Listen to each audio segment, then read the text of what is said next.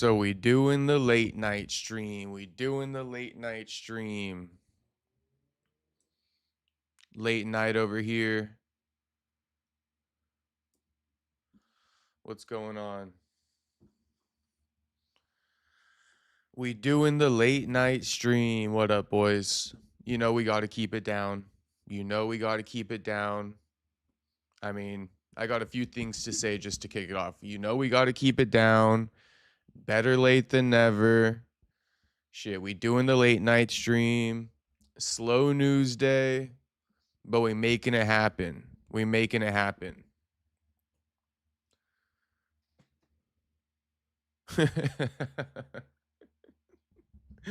Shout out to Tuxedo for the $2 dono saying, Arman, so are you kidding me? All right, that's a good one, homie. That's very clever. That's very clever. I'll give that one to you, Tuxedo. Kicking it off with a nice little pun. I love it. I absolutely love it. Hang on, let me just connect to the internet on my TV here. I mean, I thought Arman was sorry you kidding me, but I guess not. I think he's dead ass serious. And I mean, we'll watch the clip, but Arman essentially said, I mean, if Gaethje's gonna fight Ilya at the White House in June, then you know, he wants to challenge for the 145-pound belt. And Volkanovski has already responded to Tsarukyan's comments, so we're gonna take a look at that. And then we're gonna look at a few other things. I mean, word on the street, Conor McGregor pulled up, straight pulled up on Paddy, and Paddy ducked the fade. This is what I'm hearing. You boys hearing that? Conor straight pulled up on Paddy for talking shit outside his house. Paddy stayed locked inside his house and ducked the fade. I can't believe it. I straight up can't believe it. I don't blame him. I mean, RPG. Conor pulled up because Paddy was allegedly talking shit on him. And I think I know the video. I think I know the video that you know, got Conor to pull up. After one of Paddy's Cage Warriors wins, he was talking mad shit on Conor. Like mad shit.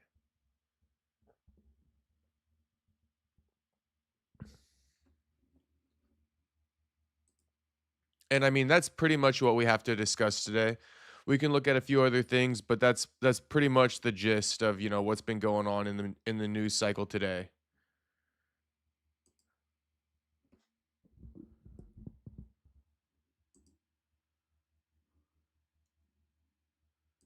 Everybody like the stream, subscribe if you're not subscribed.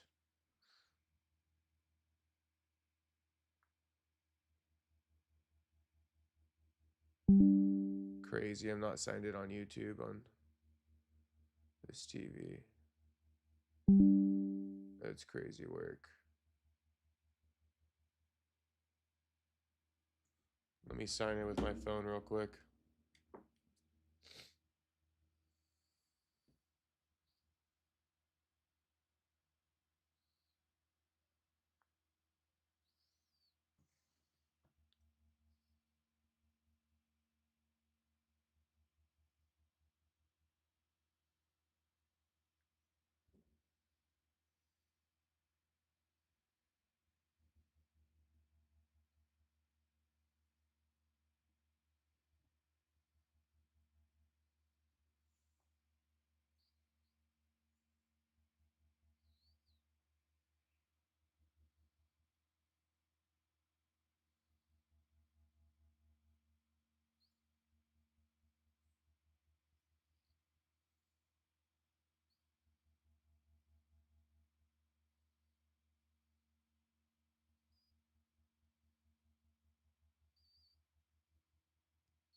Okay, we're locked in.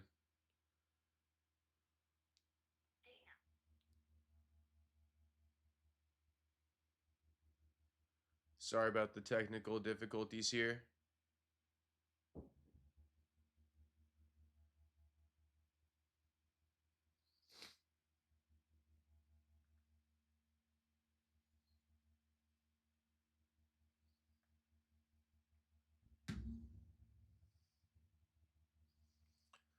Once again, shout out to everybody watching. Shout out to Unbroken. getting the chat popping, aka the streets, getting the streets popping. Kevin from Chicago, did Arman try to pick up Nina? That's what streets are saying. I mean, I don't know, homie. Honestly, I don't know about that. You know, I think Arman's a married man with kids. I don't think he's doing that, Kevin. I think he's just trying to soak up some of Nina's clout as a part of his media run, if you will. That's my opinion. But anyway, I teased what kind of topics we're going to be discussing today. So without further ado, we might as well just get into it now. And for the record, I am going to try to keep my voice down a little bit just because of my neighbor. So bear with me on that one. Yes, we're trying to get the streams going earlier, you know, but at the same time, there ain't shit to really talk about today. I was debating going live, whether or not I should. I said, fuck it. Let's go live. I missed Sunday already. You know what I mean? Let's hit that live button. So here we are. Shout out to Andrew in the chat right now. LFG, what's poppin', Andrew? Unbroken says, did Arman try to pick up Ariel is the real question. That's what my streets are saying. Well, we got a 3-minute clip from the Ariel and Arman interview to react to. But in a nutshell, okay, Arman says he's making a move to featherweight, like I've already said, if Ilya is going to fight Gaethje at UFC White House and unify the titles, which I believe, if you watched last night's podcast, is going to happen. So, I mean, it's all but official. You know, call this an unofficial announcement. Arman is moving down to 145. Okay, now, here's the quote. If they tell me Ilya is fighting Gaethje at the White House, I'll ask them to let me go down for the title at 145. I want to be a champion. If I'm the 145-pound champion, I could stay there a couple of years and then go up. So in other words, you know, essentially everybody's been saying Arman needs to fight again. Don't wait, right? Don't be waiting for Ilya and Gaethje to play out before you return. Go ahead and be active. Get a fight going. So Arman, he says, okay, you guys want me to be active. You want me to get a fight going. I don't want to fight for something that's not for a title. I'm willing to move down to 145 to do it. And I like it. I like it. But we're going to, you know, just because I like the idea at face value doesn't mean I'm not going to poke any holes in his fucking theory that he could drop down to 145, because I think there's a bit of a red flag here. So let's play the clip now. But shout out to Space Kid saying hi. What's poppin', Space Kid? Perfecto saying yo. Dropping the smoke and the Jamaican flag. I mean, shit, homie. I know what type of time you're on, Perfecto. I know exactly what type of time you're on, homie. And shit, I'm going to get on that timing as soon as the stream is over with. I'm going to smoke a little bit of kush once the stream's over, and I'm going to hit the hay. All right, and then I'm going to get ready for an earlier night stream tomorrow around 7 p.m. Pacific. Actually, no. Tomorrow we're going to have an earlier stream because MTK and I will be doing the Perry Punch show at 4 p.m. Pacific. So tune in tomorrow at 4 p.m. Pacific. Shout out to the Swedish MILF upstairs. You already know. Shout out to, what's her name again?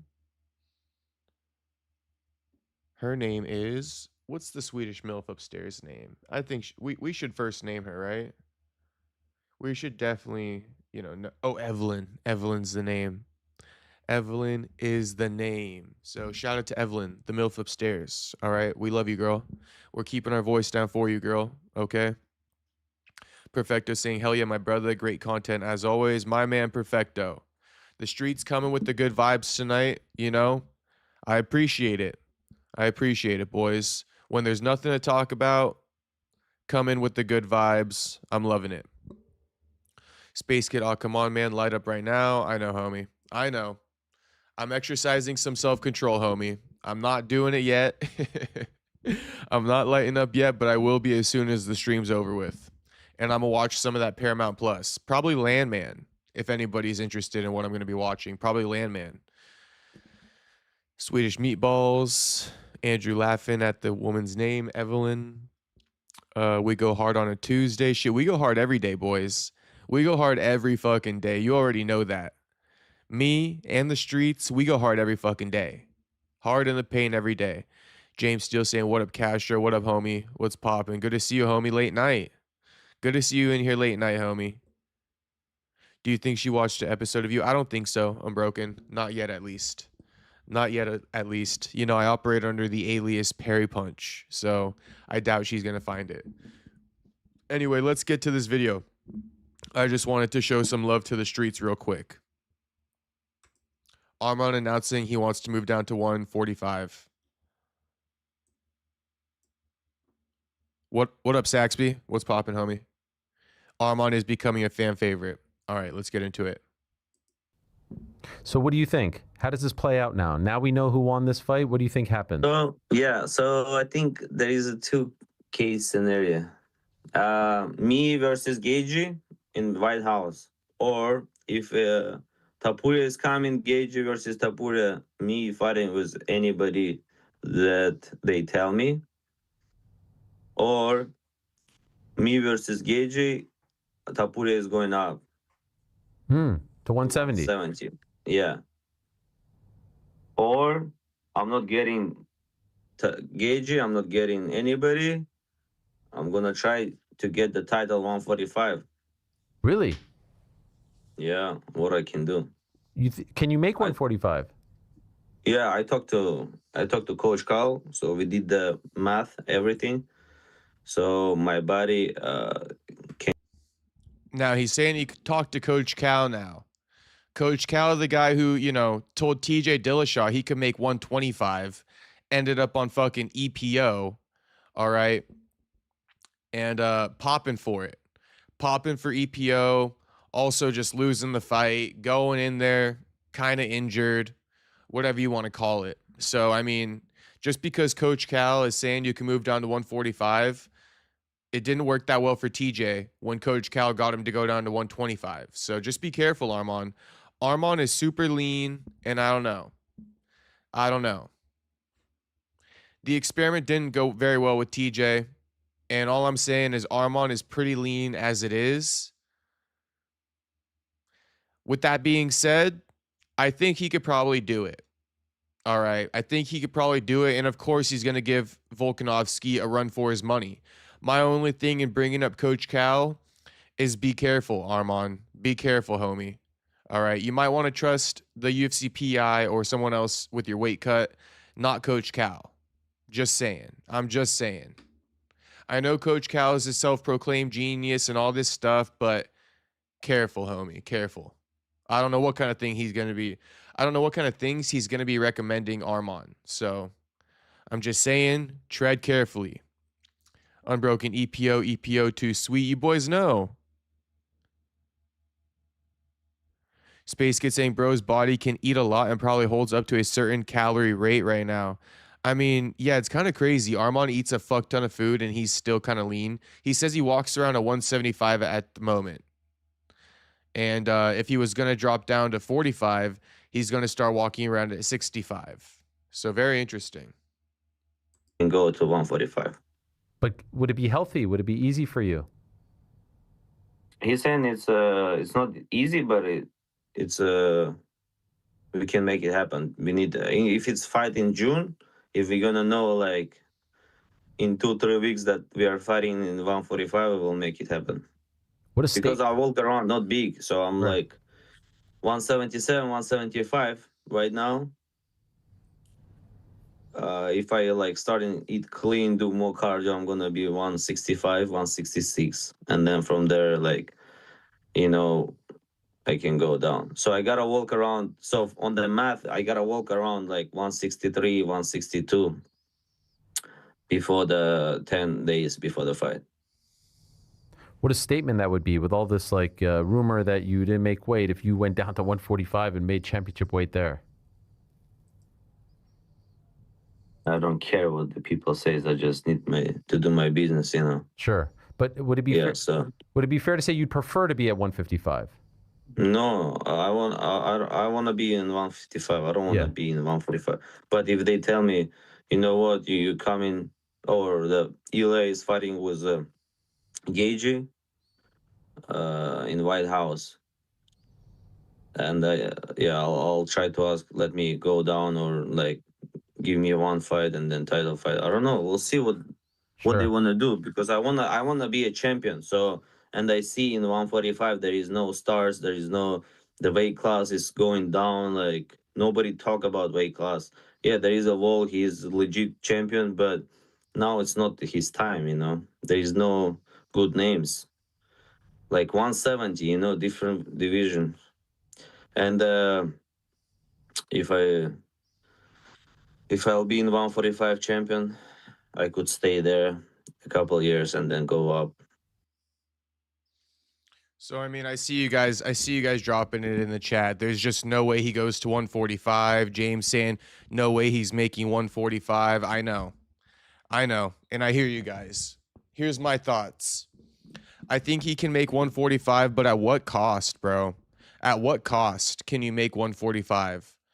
I mean, you're already a pretty lean dude, as well as being muscle bound. So I get it. You probably do have some water weight you can cut because you are, you know, kind of like muscular for 155 anyway. So if you reduce some of that muscle, you know, you're going to definitely be cutting off mostly muscle, homie. You barely got enough fat to cut off you. You know what I mean? You're already flexing an 8-pack when you step in the octagon at 55. So you're cutting muscle, and you do have some muscle to cut, but at what cost? At what cost? And then the other thing that we're not really considering, or maybe Arman isn't considering, that I might as well just bring up, is that 145 is already log jammed, right? Lerone Murphy, Movsar Evloev, they should be getting their fight announced any day now, all right, for the official number one contender fight to fight the winner of Volk versus Lopez 2. And you know, as sweet of an idea, as much as it sounds good that Arman wants to move down to 145 if Gaethje and Ilya unify the titles, I mean, bro, there's already a line at 45 too. You're already in first in line at 55 as soon as the titles get unified. So, I mean, I don't know. You're going to find yourself in the same position down there. There's a line down there too, homie, and you're not skipping that line just because you're not getting the opportunity at 55 because of your own wrongdoings, Arman. What do I mean by his own wrongdoings? I mean the headbutt, the not showing up, the punch in the fan. So yes, you're getting skimped at 55 as we speak, and just because you want to drop down to 45, I don't really think you're going to get that opportunity there either. There's already a line there. It's already log jammed. So, I mean, good idea from Arman. Could he make 145? I mean, yeah, I guess so. But he's going to be a shell of himself, you know, risking having a bad weight cut going up against, you know, a healthy Volk at 45. I don't know, man. I see Arman versus Gamrot all over again. If you know, you know. But I don't see Arman being able to push the pace like he expects he'll be able to at 45. Yeah, I guess that's my opinion on it. Sure, at 55, he'd probably beat the shit out of Volk. Probably. But at 45, I think it's another ball game. James says, no way Dana would sign off on that too. I mean, yeah, I mean, who the fuck is Coach Cal? You know what I mean? Like, he's not the one who determines who can make what weight. Go to the UFC PI, get a body scan, do it under their systems, under their methods, and if they deem it possible that you could healthily cut down to 45 from 55, then okay, let's do it. But I mean, Coach Cal doing a little bit of like garage science on your ass ain't gonna cut it for me. Okay, we need you to do these DEXA scans and whatever they call it at the UFC PI and really find out, can you make it healthily without dehydrating your brain too much. So anyway, from this, Volkanovski had a response. Let's find it.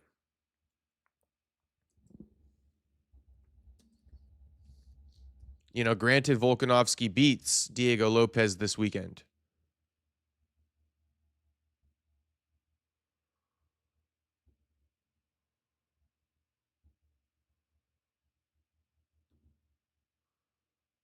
I think we can just go to champ rounds or something. Otto saying, yo, what up? I hope you're having a great night out there and everybody else too. What I missed out on? Not much, Otto. Just the clip so far of Arman Tsarukyan saying he wants to move down to 45 if Gaethje and Ilya unify the titles at UFC White House in June. And I'm just pulling up Volkanovski's response to that comment. if I can locate it. You guys know I'll get it eventually.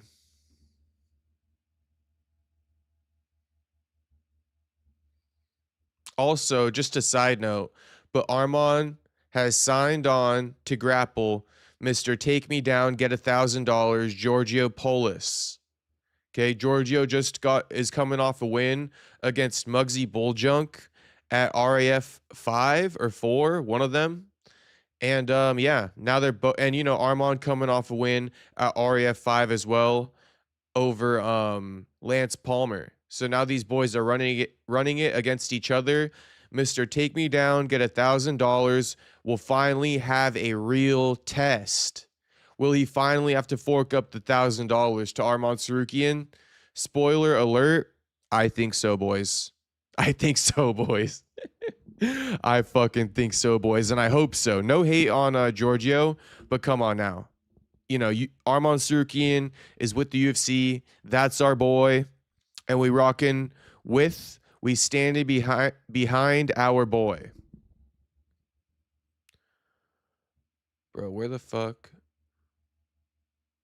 I want the video. I don't want the quote. I want the video.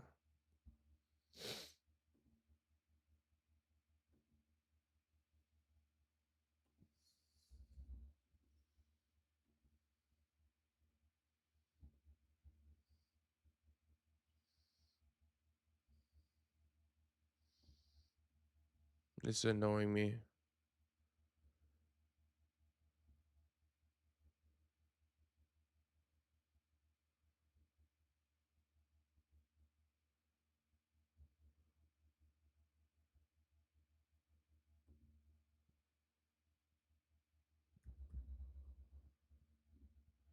Okay, well then I guess we're just gonna settle for the quote. Fuck them. The quote is this: if he can get down there, it would definitely be a tough challenge. I feel like my takedown defense is pretty solid, so that will be a fun one. Yeah. And look how lean Arman is in this photo at 155-pound weigh-ins. This was like, sometime in December against Stan Hooker. Lean as fuck, bro.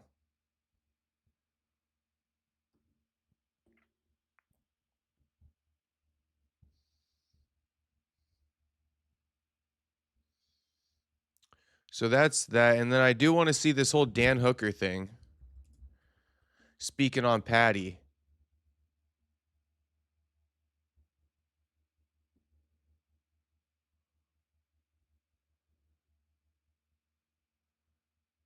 What's with everyone like posting the edited versions and shit?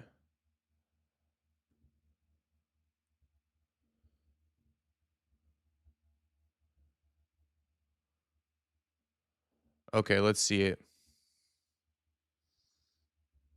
But I guess I can read some of your chats first.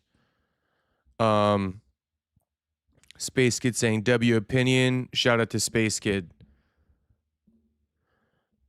Kevin saying Arman is wrestling Polus. Interesting matchup, actually. I know, Kevin.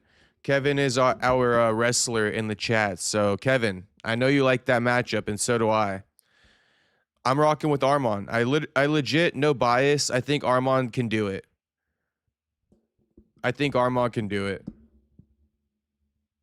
Giorgio's good, but Arman, he's wrestled with better guys, in my opinion. Saxby, I think Fiziev and Arman can go down, but it's not worth it for Arman because he is so good. It's not worth it, bro. Honestly, he doesn't need to do it. The guy that wrestled people on the beach for $1,000, go challenge him, Perry. I mean, bro, I don't know who needs to hear this, but Giorgio's definitely taking my ass down. Definitely taking my ass down. But I mean, we could give it a go. He's definitely taking my ass down, though. Owen says if Arman wants to go down to 145, he's going to have to get on a crazy diet and run on the treadmill like crazy. Yeah, it's just going to be all cardio camp. And for the record, boys, me trying to keep my tone down for my fucking neighbor, it makes it difficult to speak. Okay, so just bear with me because it's very difficult to speak trying to fucking mute my tone. Just saying. I feel like I'm straight struggling right now. Go get that grand. You far from him? Question mark. I think he's from Ohio.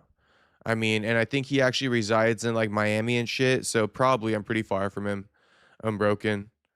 I know he goes to LA and stuff, but again, that's like an hour and a half drive just to get taken down and not get $1,000. I mean, I don't know about that. Owen says, I would love to see Arman destroy Movsar with ground and pound, though. I feel you. I mean, I'm taking Arman over Movsar for sure. Kevin saying, have to favor Arman, but people think Giorgio is a gimmick wrestler. He's actually a good wrestler, though. No, he is. He's an Ohio State champion. He's an Ohio State champion, and I believe he wrestled D1. If I'm not mistaken, he wrestled D1, didn't he? We could look into that later. But no, he's an Ohio State champion in high school. Giorgio's legit, bro. Giorgio's legit. For a fact. Now let's look into this whole Dan Hooker going off on Paddy after his loss and, you know, revealing that Conor pulled up on Paddy for talking shit on him one time after a win in Cage Warriors. I'll try to pull up the clip of Paddy talking shit on McGregor. But let's play this first. What did you make of Paddy's performance against Justin Gaethje? Dog shit. He talks an awful lot of shit for someone that fights like that. This guy talks, and then he gets caught on his shit and he just turns into victim. He goes into victim mode straight away. Like he's talk shit. Is that common knowledge that Conor, he talked shit about Conor McGregor and then Conor McGregor drove around to his house? He drove around to his house and he sat outside in his car calling the bloke and Paddy refused to come outside. He was meant to be outside ours, lad, but I got my man to check the cameras because obviously if McGregor's at your door, your video and that, aren't you? And banging it all over the Insta and getting pure views. And he wasn't. He must have been at someone else's. He was with someone. I promise you, because my man's got cameras. I'm gutted. I wish I was in. I wish I was there and like they were that man would have been like, what is happening? What's going on? That tells you all you need to know about a guy. What did you make? Okay, so Dan Hooker going in on Paddy. You know they're beefing because Paddy said Dan Hooker couldn't grapple a man off his mom if he was graping her. So then Dan Hooker responded and he said, you know, fuck your dead homie, essentially. And, you know, they've been beefing ever since. So Paddy lost this weekend. Now Dan Hooker hopping on the first opportunity he gets to trash Paddy after the loss. And, you know, it's all good. It's a part of the game. But I did find the clip. So let me pull it up for you guys. Why did Conor pull up on Paddy, you might ask? Well, shit. I could show you better than I could tell you, boys. I could show you better than I could tell you. All right? Let's find out. Why did Conor pull up on Paddy?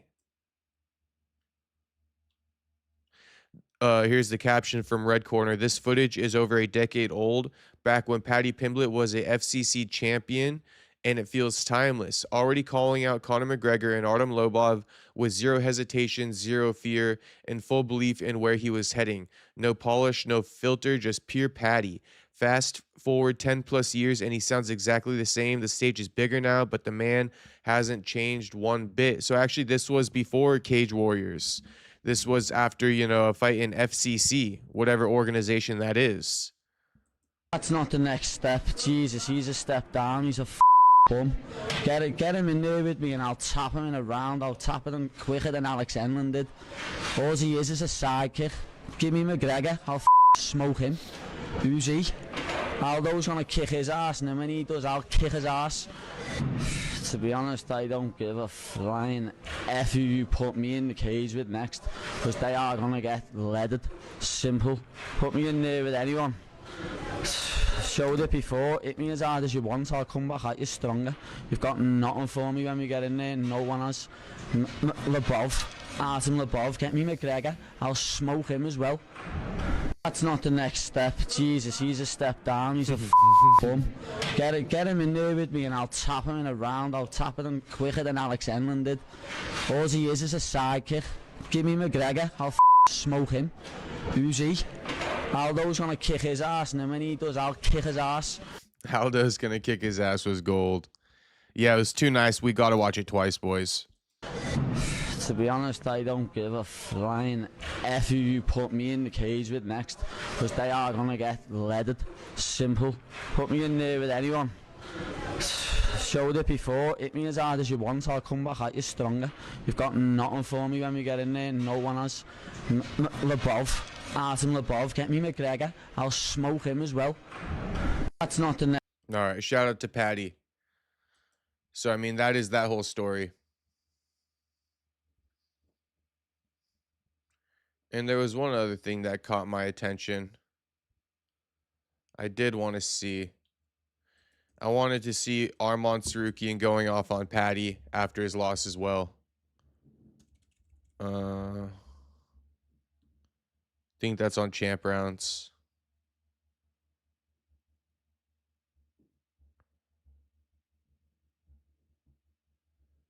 Yeah, let's hear it.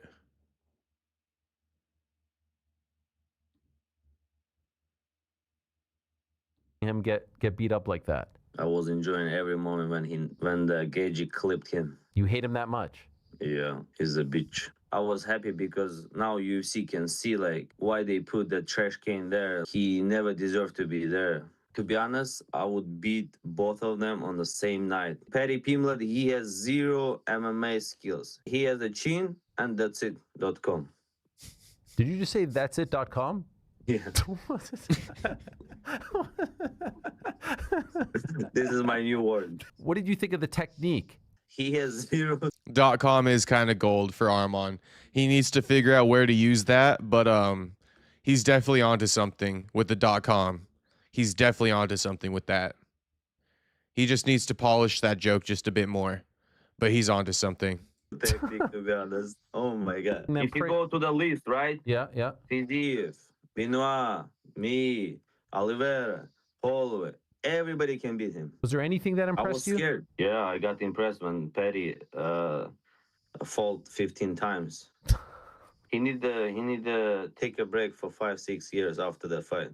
So bad for his brain. He was stupid. Now he's like gonna be crazy, even crazy. Any part of you disappointed that he lost? No. I would like to see cut him out. Okay. Bullshit guy. Worst UFC fighter. Well, he's so bad. But like this trash can, he's zero fighter. Tony saying Arman sucks too, barely beat Charles. Nah, Arman, you know, in the past, he's had some sus performances. The one against Matthias Gamrot, the one against Charles Oliveira. But Arman right now, you know, I can confidently say the man has entered his prime. He's entered his prime and he's riding on, you know, quite a wave of momentum right now. He's riding on quite a wave of momentum. And, you know, although those performances against Gamrot, against Charles were a bit questionable to how Arman is talked about today, okay, he's riding a big wave of momentum. And, you know, I think Arman is him. I think he's finally matured into himself as a fighter, and he's in his prime as we speak. And he'll probably be here for, you know, a couple of years. Arman will be here, at least. Kevin says, no way you believe that, Tony. I mean, Tony could have worded it a bit more eloquently like I did, but I can kind of see what Tony's saying. Oh, Tony's saying Paddy would probably beat Arman is crazy rage bait. I will say that. Paddy would probably beat Arman is crazy rage bait. I just gotta say. Unbroken saying, like, I don't get the joke. I'm not Russian about the .com. Like I said, he needs to work on it a bit more, but he's got something there for sure. You know, he got something there for sure. I don't want to give my insight yet and ruin the joke for him, so I'm going to let him do it. Tony saying BSD is the real deal. I mean, BSD's the real deal. He's also had questionable losses too. I mean, Dustin Poirier knocked his ass out, Tony. If Dustin Poirier is allowed to knock BSD's ass out and he's still the real deal, and you know, Arman Tsarukyan won a split decision against Charles Oliveira, who also finished Dustin Poirier. I mean, come on, Tony. The math ain't mathin', homie. And it's okay if the math doesn't fully math, but I mean, that math really ain't mathin'. If you're going to show BSD respect, he got fucking knocked out by Poirier. So you need to show Arman respect. He beat the guy who also knocked out Poirier. But shout out to Tony. I really don't care. I'm just kind of like, you know, exploiting your one comment. Arman starches Paddy. Of course he does. Kevin says it works because it's cringe. Yeah, the .com. It is a big cringe, but also Arman being Russian. You know, it fits. Miata Boy popping into the chat late. What up, homie? Glad you're already in here, though. John Dog, or glad you made it, I should say. The bitch upstairs, by the way, she talking or she moving around heavy, so fuck it. I'ma just talk normal. John Donk says, I didn't think Paddy versus Gaethje was that good of a fight. People say I'm crazy for not liking it. No, I get it. I get it, John Dong. I totally get it. Me, I liked it. I liked it. I thought it was a good fight. Did I think it was a high-level fight? Not super high level. Not super high level. You know, more along the lines of a bar fight. But that's okay, too. You know, as long as you go in there, you put your heart on the line, you show your mettle, you show your warrior spirit, I don't really care. I'm good with it. But I get what you're saying, John Dong. You're not crazy for not liking it. Although, you should have some appreciation for the fight, homie. You should have some appreciation for the fight. It was a good fight. Unbroken saying you're late. Edgelord Miata Boy, don't forget to like. Dustin also gave Islam his hardest fight. He did. He did, Miata Boy. He did. Very true. Tony saying true, true. Guess I just like BSD. You feel me? No, I feel you, Tony. I feel you, homie.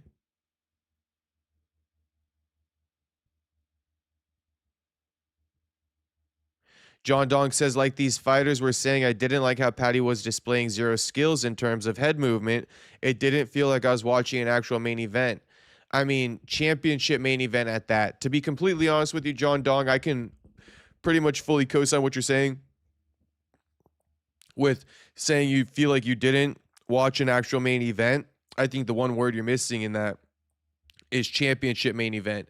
And yeah, Paddy versus Gaethje, it was missing that, you know, that buzz for a championship main event, you know, where you know you're watching the cream of the crop of the division. It wasn't that, but it was sold to us as that, right? It was a title fight for the first card of the new year and the Paramount era. And you know what I mean? It was lacking aura, for a lack of better word. It was lacking aura. I didn't feel like I was watching a championship main event. I felt like I was watching just like a pay-per-view, you know, main card fight. That's what I thought I was watching. And it felt weird because I was sold it as something else, even though I knew what it was going into it. You know, it just felt weird being the marquee matchup, the one we all waited to see being that one, you know. Two guys who've never even really, you know, been a champion.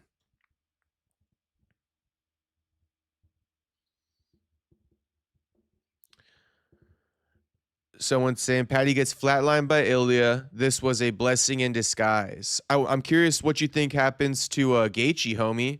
You think Gaethje, you know, gets flatlined by Ilya too, or no? Miata Boy says BSD is going to sub Dan. I'm intrigued to see that fight, honestly.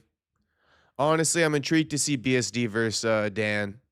I know people are riding off Dan, me too a little bit, but you know, in short, I'm curious to see how BSD is going to, you know, maneuver this win, if he can. You know, one thing you can't discredit is Dan's heart in his mettle. And, you know, BSD, he's not the strongest wrestler offensively. I don't know. Dan's fought tougher competition, so we'll see. We'll see. We will see.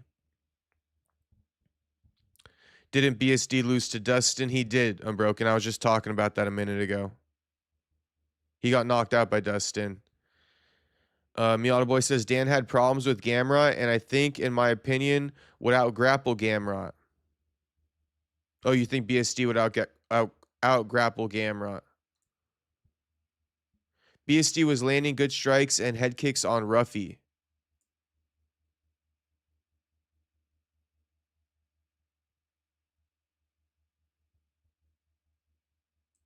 Yeah. No, I mean, that's a good comparison, Miata Boy. I'll give you that comparison. I'll give you that good comparison right there. BSD, you know, he did land some good strikes on Ruffy. Ruffy, a great striker. You know, how does Ruffy and Dan Hooker go, though? I don't know. I think in this matchup, styles make fights. You know, I'm having a tough time. I think BSD is going to win, but I'm having a tough time seeing how it's actually going to play out. It could go a million ways in there, bro. It could go a million ways. Kevin says, stream with Buck was all day. How do you do it and avoid dead air? Oh, I mean, I'm sure we had a couple dead air moment times in there, Kevin, but, you know, I was just trying to keep it free flowing, keep it casual. I was trying to just keep it, you know, keep it chill. Keep a chill vibe going. Not like he's there to be hard pressed for questions, you know, just keep it real conversational. Be flowing with the convo, you feel me? However the convo goes, you know, be flowing with it. I guess that's my answer for you, Kevin. But shout out to you, homie. I'm glad you enjoyed it. Definitely glad you enjoyed it. If anyone else watched, I hope you guys enjoyed it too. Unbroken says it was a Paramount main event for new fans. Yeah, but at the same time, you know, it lacked that aura, that championship main event aura. Boss Player 1, welcome to the chat, homie. Saying, Paddy's a dog. He'll become a better fighter after getting beat down like that. That needed to happen for him to learn. Concerning was Gaethje not being able to finish him. Ilya lays him out easily. Yeah, Paddy is a dog, but he can't continue to take beatings like that, Boss Player. That's what I will say. He needs to learn from this. You know, fix up those holes that allowed him to get hit so much in that fight.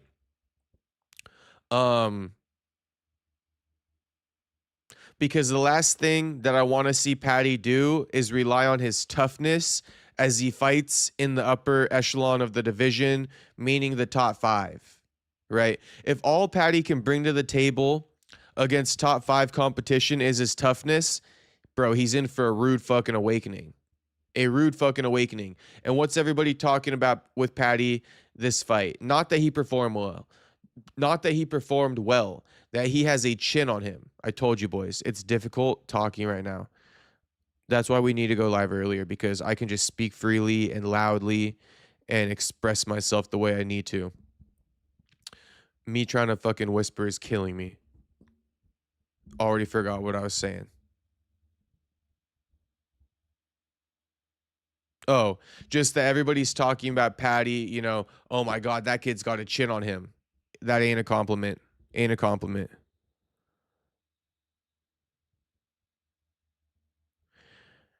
Japanese name that I can't read, but shout out to you, homie. Says that was a bare knuckle boxing. These are not championship level quality fighters. I like Gaethje, but that was such a bad performance. Ilya puts him to sleep in the first round. Okay. We got the answer to my question then. Homie thinks that Ilya is also flatlining Gaethje. I mean, most likely. Most likely.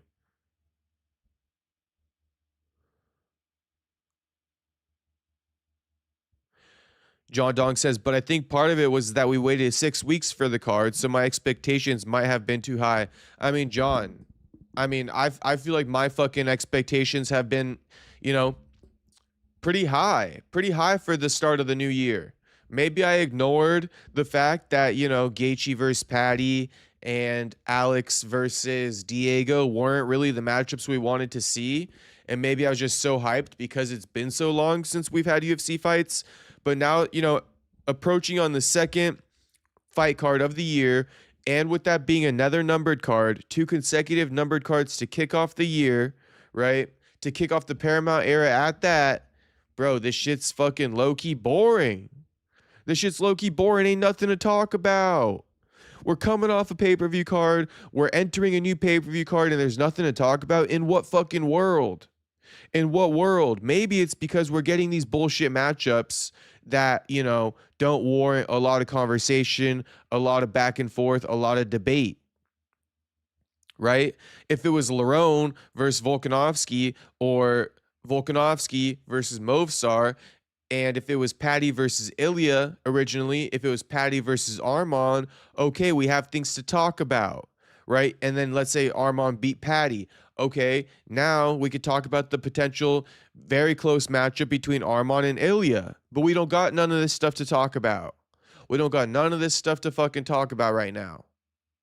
And yeah, I know I'm doing a little bit of revisionist history, and, I know that I wasn't in favor of Arman getting opportunities, but shit, man, I'm just giving it to you as it is right now, explaining to you why we got nothing to really talk about.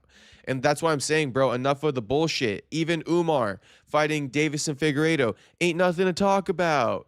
Sean O'Malley beating Song Yadong ain't nothing to talk about.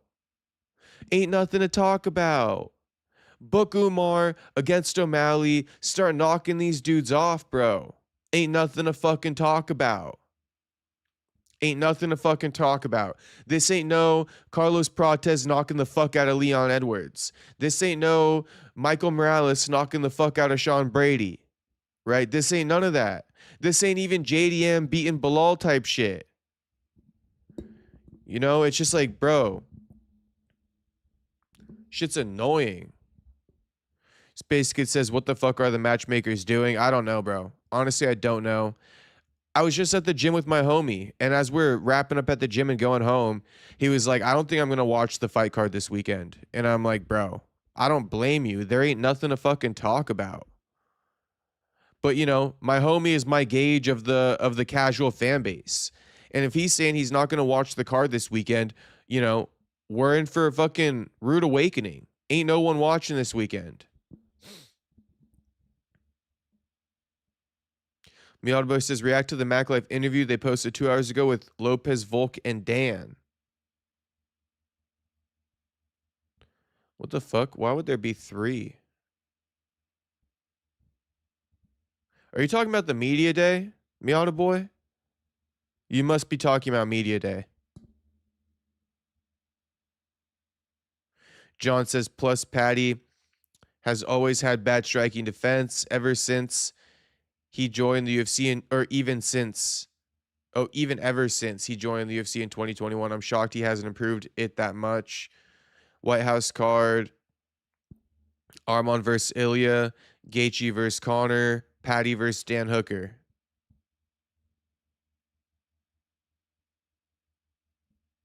I mean, okay, Japanese writing. I like that. Make sure you subscribe, homie. I like your opinions in the chat right now. So if you're not subscribed, make sure you hit that sub button and like the video as well. Everybody, as a matter of fact, like and subscribe. Tony Sal saying BSD is must-watch TV, so is Ruffy. Ty vs. Ty is a banger. Ty vs. Taliesin.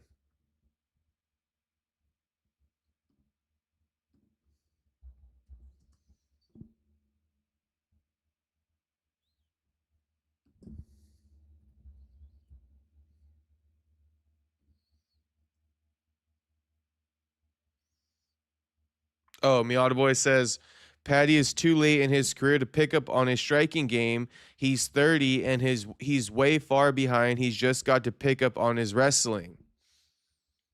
Just kind of sell out on being a grappler. Miata Boy, that's what you're kind of saying?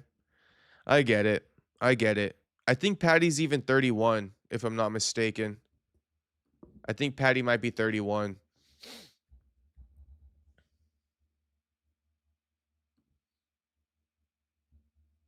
Yeah, homie, 31. Turned 31 this month. So he a fresh, he a young 31, but still.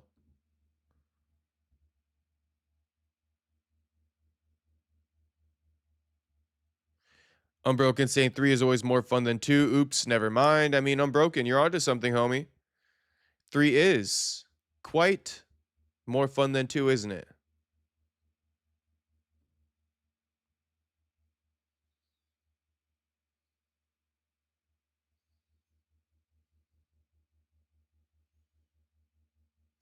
Kevin saying that's why the UFC doesn't stack them. Cash is already in the bag. Yep, the money's been made.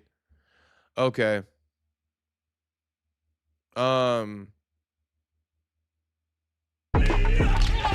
Let's hear what Volk got to say. The Dan one and Volk is good. Okay, let's hear what Volk got to say.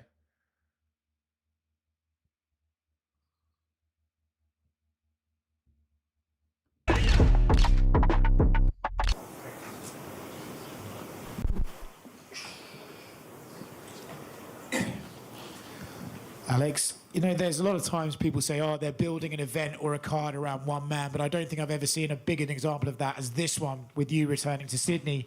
Does it feel like the homecoming that it was clearly built to be? Yeah, I think I'm going to get more of a feel for that, like, you know, today at the open workouts, press conference and all that. I'm going to get that real feel. But, yeah, I guess so. I'm just, you know, fight week's a fight week, but I think I'll really feel it today from this afternoon, open workouts. I'm expecting good turnouts for everything, so the support's always incredible here.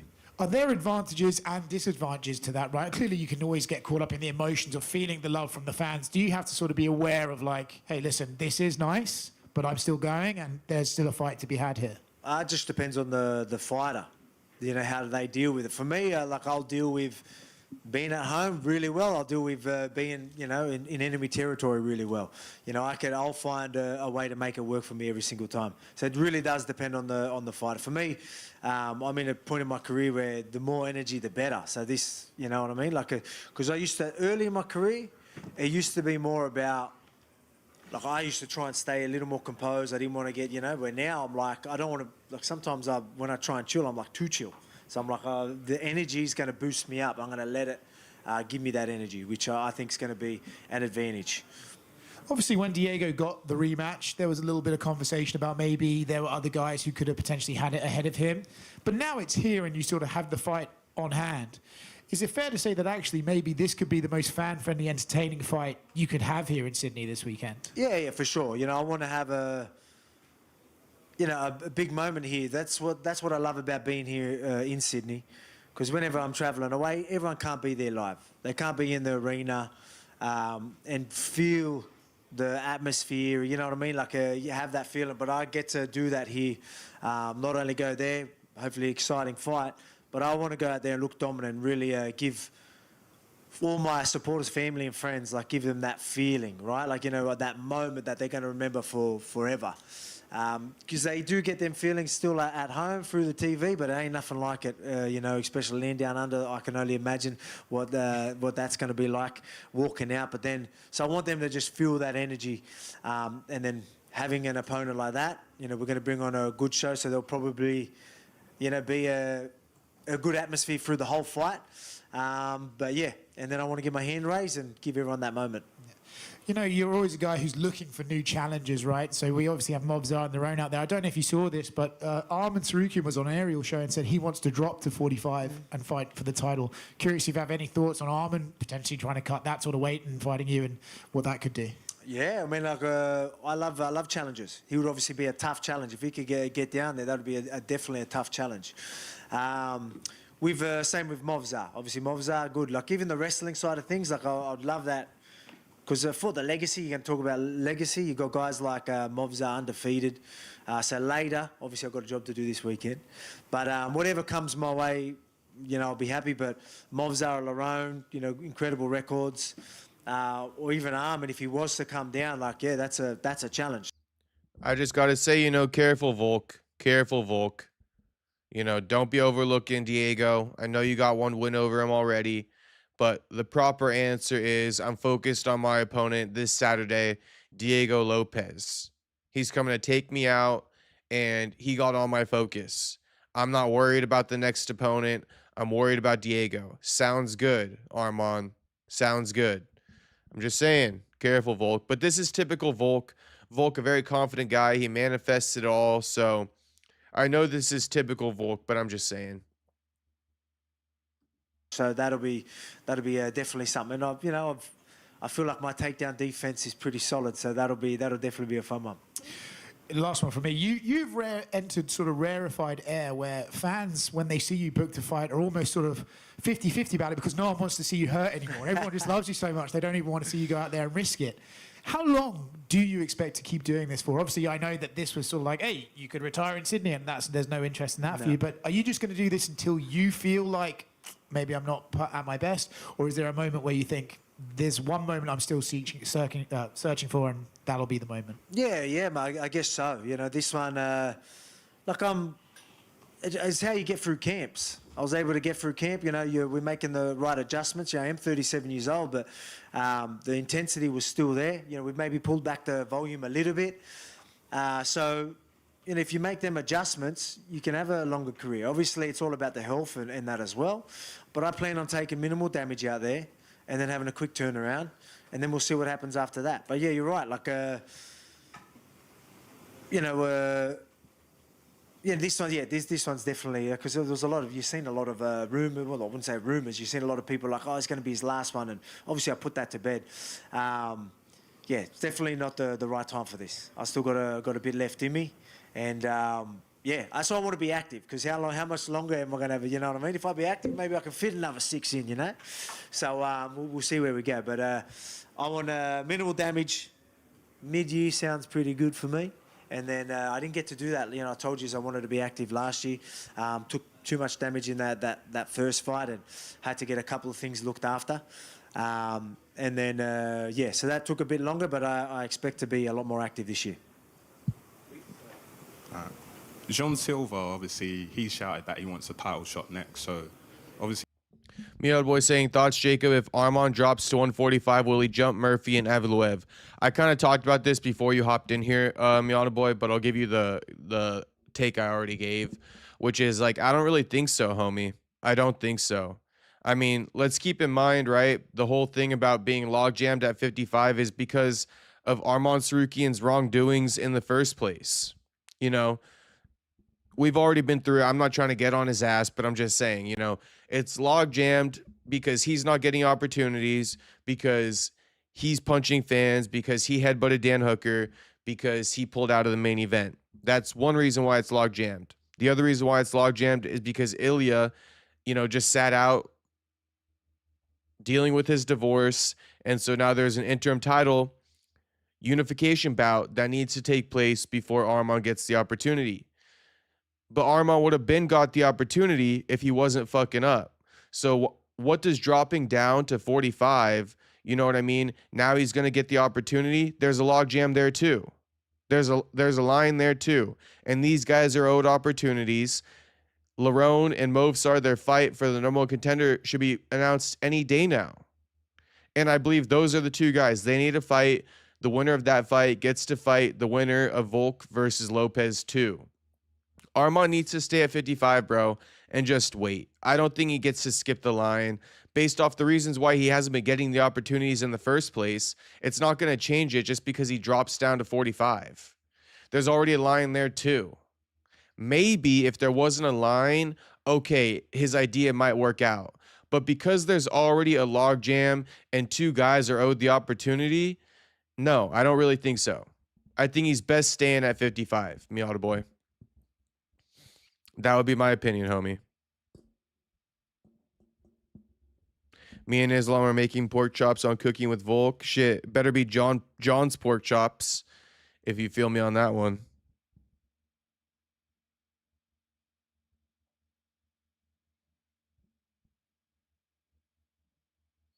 Space Kid saying, LOL, kind of crazy how the UFC is. From rugby to UFC champion, I know. Bro made it to the top being a brainiac. I mean, Volk is a pretty smart dude.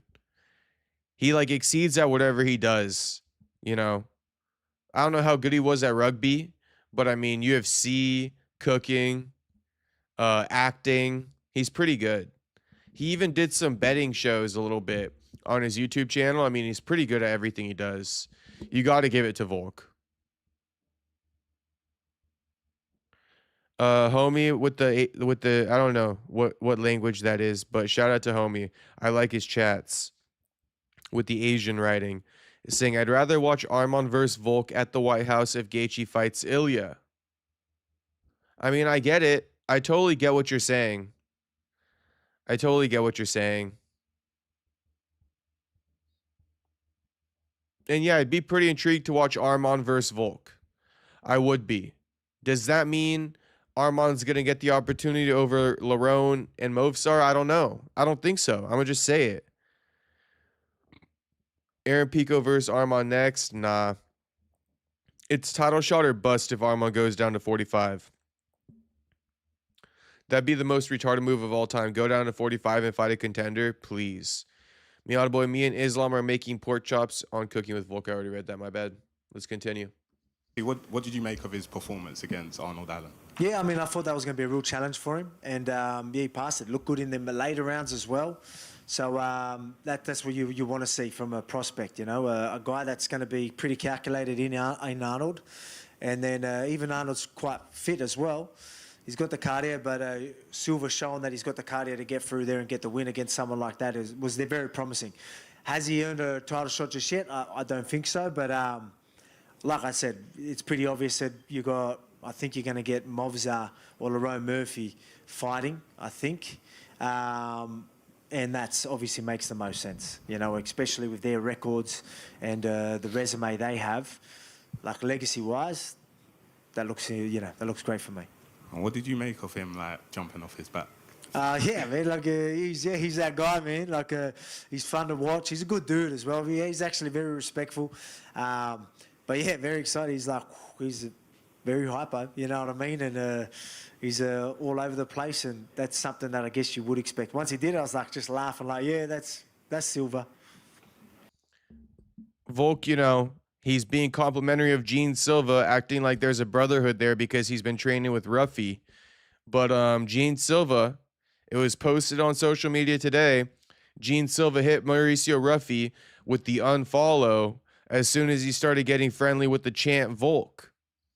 So just keep that in mind. I know Volk acting like, you know, he knows Gene and Gene's a nice guy, but Gene, I don't know if Gene fucks with Volk like that because Gene hit Mauricio Ruffy with the unfollow. Space Kid saying, did Buck say if he was in talks of White House? Homie, Buck is like just hoping to get an offer soon. Like, fuck the White House, Space Kid. Joaquin's like, bro, I don't got nothing in the works. Like, no calls, nothing in the works. So, let alone White House, Space Kid, he got nothing in the works. And then homie with the Japanese writing or something saying, Arman said he will defend the title. So that's not what I meant when I said it would be stupid if Arman fights a contender. I mean, if Arman wins the title and wants to defend it against a contender, no problem with that there.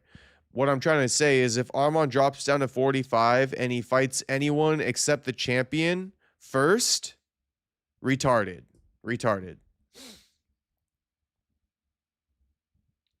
Miata Boy says Arman will be a good matchup. Dana is butthurt, so he's cooked. Miata Boy, you said it perfectly, homie. Tyler Betts saying Volk can't always get what he wants. But if he tries, sometimes he just might find he gets what he needs. I wonder what prompted Tyler Betts to say that, but shout out to Tyler Betts.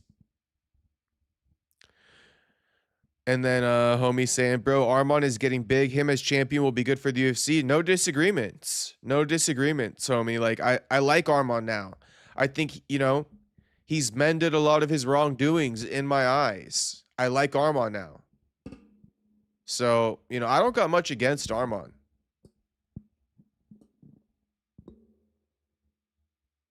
Space Kid saying G to the whole Buckley situation. I know. Fucking, I don't know. Sean Shelby, Mick Maynard, if you're watching this, get our boy a fucking fight. He ran 86 push-ups on the live stream consecutive. Homie's in shape, ready to go. Like, straight ready to go. He started spamming push-ups during the UFC 324 live stream. Okay, yeah, homie saying, oh, he's not fighting at 145 against a contender. It's only for title. Perfect. We're in agreement. We're in agreement there. Volk is a fucking Chad. We love Volk. He is a Chad Miata boy.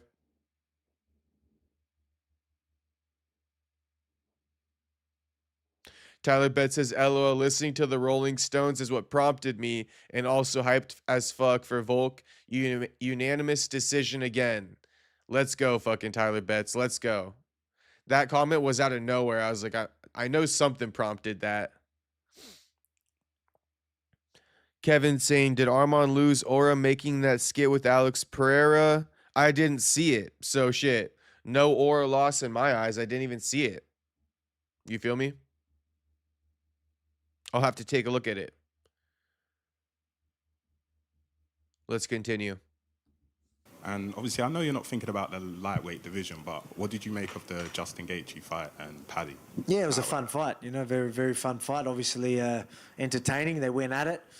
Yeah, we'll see what happens from here. You know, whether Ilya will be bouncing back. I think he said he would like a mid-year. We'll see what happens there. I mean, yeah, you got a stacked division. Obviously, you got Arman as well. We'll see what happens. Maybe a couple of wins. Maybe I'm back in that conversation. We'll see. G'day, Volk. You just mentioned legacy. Give it up, Volk. No more fighting for the 55-pound belt, bro. Please give it up.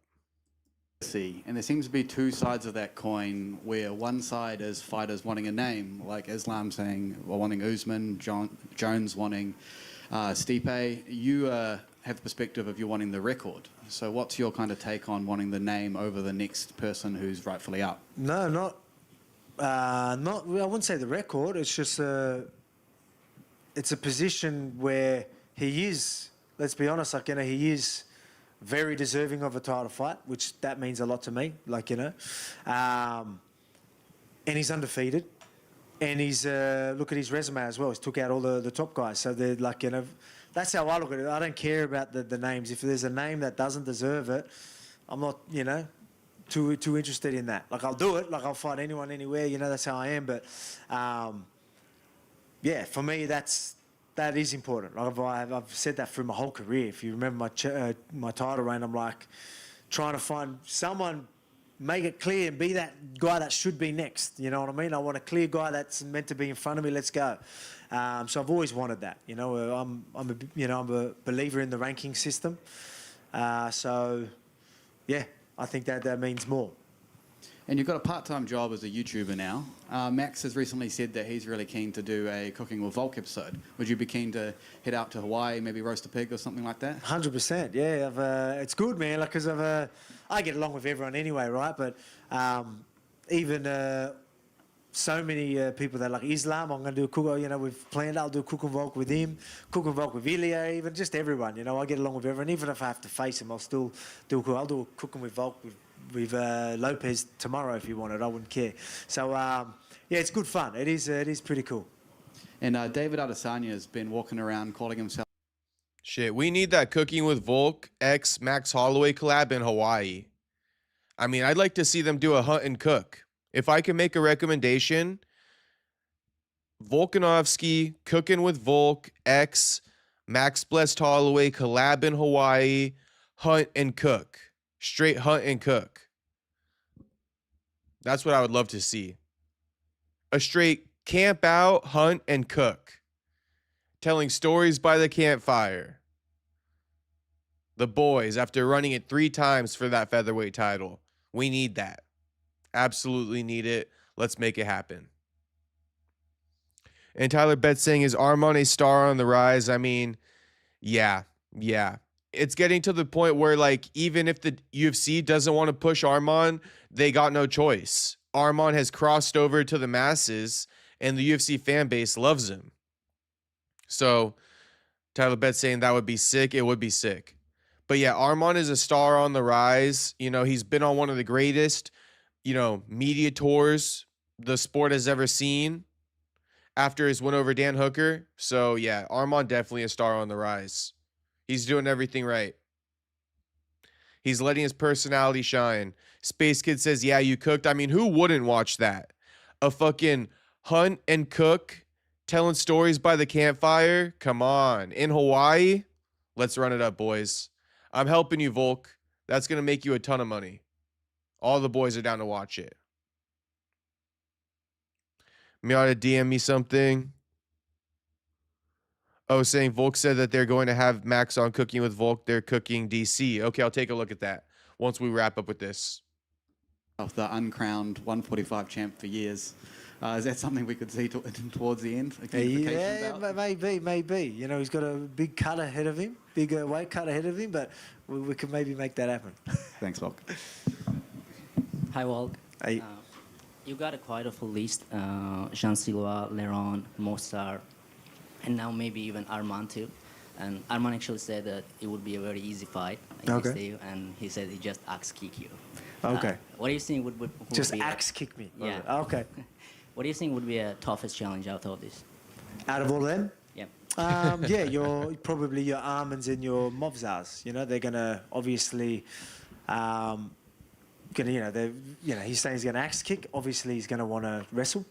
But again, you know, I like the guy. He's hilarious. That PR run that he went on was incredible.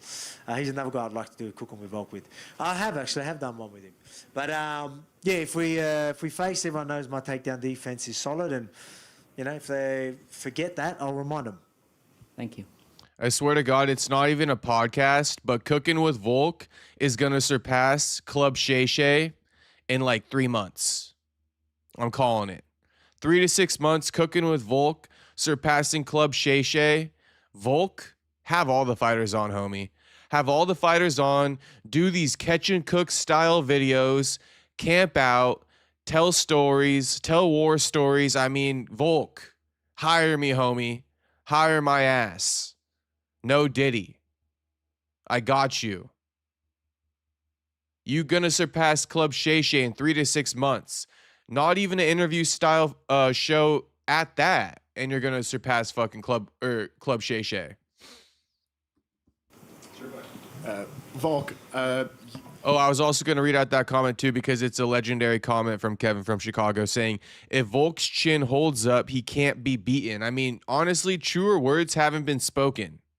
Truer words have not fucking been spoken about Volk. Yes, it ain't a technical, you know, there's barely any technical flaws on Volk. He barely has technical flaws. It's his chin. Barely anyone can beat him. If that chin holds up, he can't be beat. I love it. Kevin says it's crazy how many views these fighters' pages get. Aspinall, Mighty Mouse, Volk. I mean, to be honest with you, shout out to the MMA fan base. You know, shout out to the MMA fan base. We drive a lot of the engagement for these fighters. And I think these fighters should, you know, have some appreciation for us. We showed them nothing but love. We put them on. You know, these streamers, they got to pay for clippers. In MMA, we clip them for free, off the strength. Not really Cooking with Volk, but we be clipping the fuck out of Mighty Mouse and Aspinall's YouTube channels. You know, Volk doing it the best. He doesn't even really get clipped by MMA media because it's Cooking with Volk. It's not really MMA related at all. We can't really find excuses to post it. And he's still doing better than Mighty Mouse and Aspinall, probably combined. It's crazy. Cooking with Volk is like I said, surpassing Club Shay Shay in like 3 to 6 months. It's about to put all the fighters on too if he listens to my fucking idea. Imagine like Volk and Joaquin Buckley, right? Collabing on a Cooking with Volk, camping out, hunting, catching, and cooking. I mean, come on now. You said to ESPN a couple of weeks back that you're looking to bulldoze. Jacob, Volk, and Joe, week-long hunting video. I mean, I'm for it. Who's Joe? I'm like, Ilya, who's Joe? Who's Joe, Miata boy? Mark says, who is the first UFC YouTuber? McGregor? Question mark. Bro, McGregor don't even got a YouTube channel. I can tell you though, Mark Hatch, who the first UFC YouTuber was. You're not going to believe me, but I know who it was. Are you boys ready? Anyone want to guess it before I drop it in the chat? Anyone want to guess it before I drop it in the chat? I want to see maybe one guess at least. Who was the first UFC YouTuber? Drop it. Anyone? Come on now. 46 people in this bitch. Oh, okay. Kevin saying, yeah, Volk's coach Joe Lopez. I mean, I'm down. I'm down. Me, Volk, and Joe Lopez week-long hunting video. One of my favorite. You know where that idea comes from? The hunting and cooking type style and camping. My favorite shit growing up was my favorite shows to watch growing up: Survivor Man and Man vs. Wild. You feel me? Shit, I even seen some Naked and Afraid. And now the one I like to see is Outlast. Outlast is the modern day like Survivor Man. But okay, let's see the guesses. Mark Hatch says Adesanya. Tyler Betts says Izzy. Wonder Boy for sure. Nope. Space Kid says I'm gonna take a wild guess and say Mark Hunt. LOL. Maybe, but I think even no. All right, boys. It's George Masvidal. George Masvidal is the original MMA YouTuber. The original UFC YouTuber. You want to see? No, it's George Masvidal. Haven't you guys seen? You guys have seen those vlogs that George used to post with Colby back in the day, right? Where they're hitting on mamacitas. George Masvidal is the first MMA or UFC YouTuber. You guys got to go watch his old content. He used to do straight vlog style stuff where he would go through drive-thrus and order from like McDonald's and shit like that. Nah, George Masvidal is the first UFC YouTuber. Okay, Kimbo. Space Kid, all right, I'll give it to you. Kimbo Slice. Kimbo Slice. And where do you think Masvidal got it from, right? Where do you think Masvidal got it from?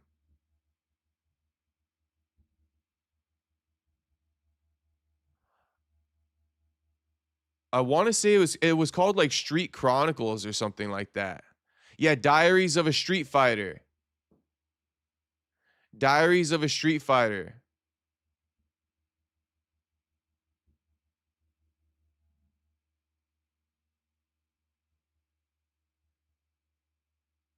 Diaries of a Street Fighter, 6 years ago. Nah, he was posting shit before this, though. Honestly, George got stuff from before this.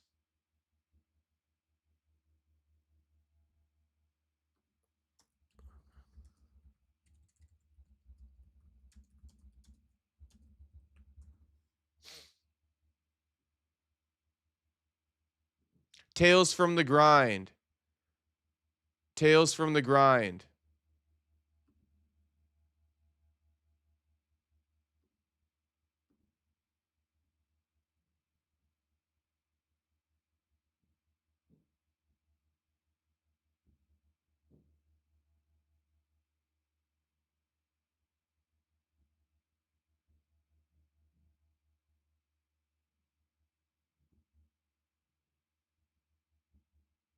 You guys got to look it up, but Masvidal used to do these vlog style shit. This vlog style shit. Space Gate saying, but yeah, I remember Masvidal's old videos. That's when Colby stayed with him, I think. Yeah. And Masvidal, there was like this one video I watched one time where it was like him filming himself waking up before training, and he was eating like a fucking weed brownie before training. But yeah, this was it right here. Tales of the Grind. Only real ones know. Exactly. Shout out to you boys in the chat. Yeah.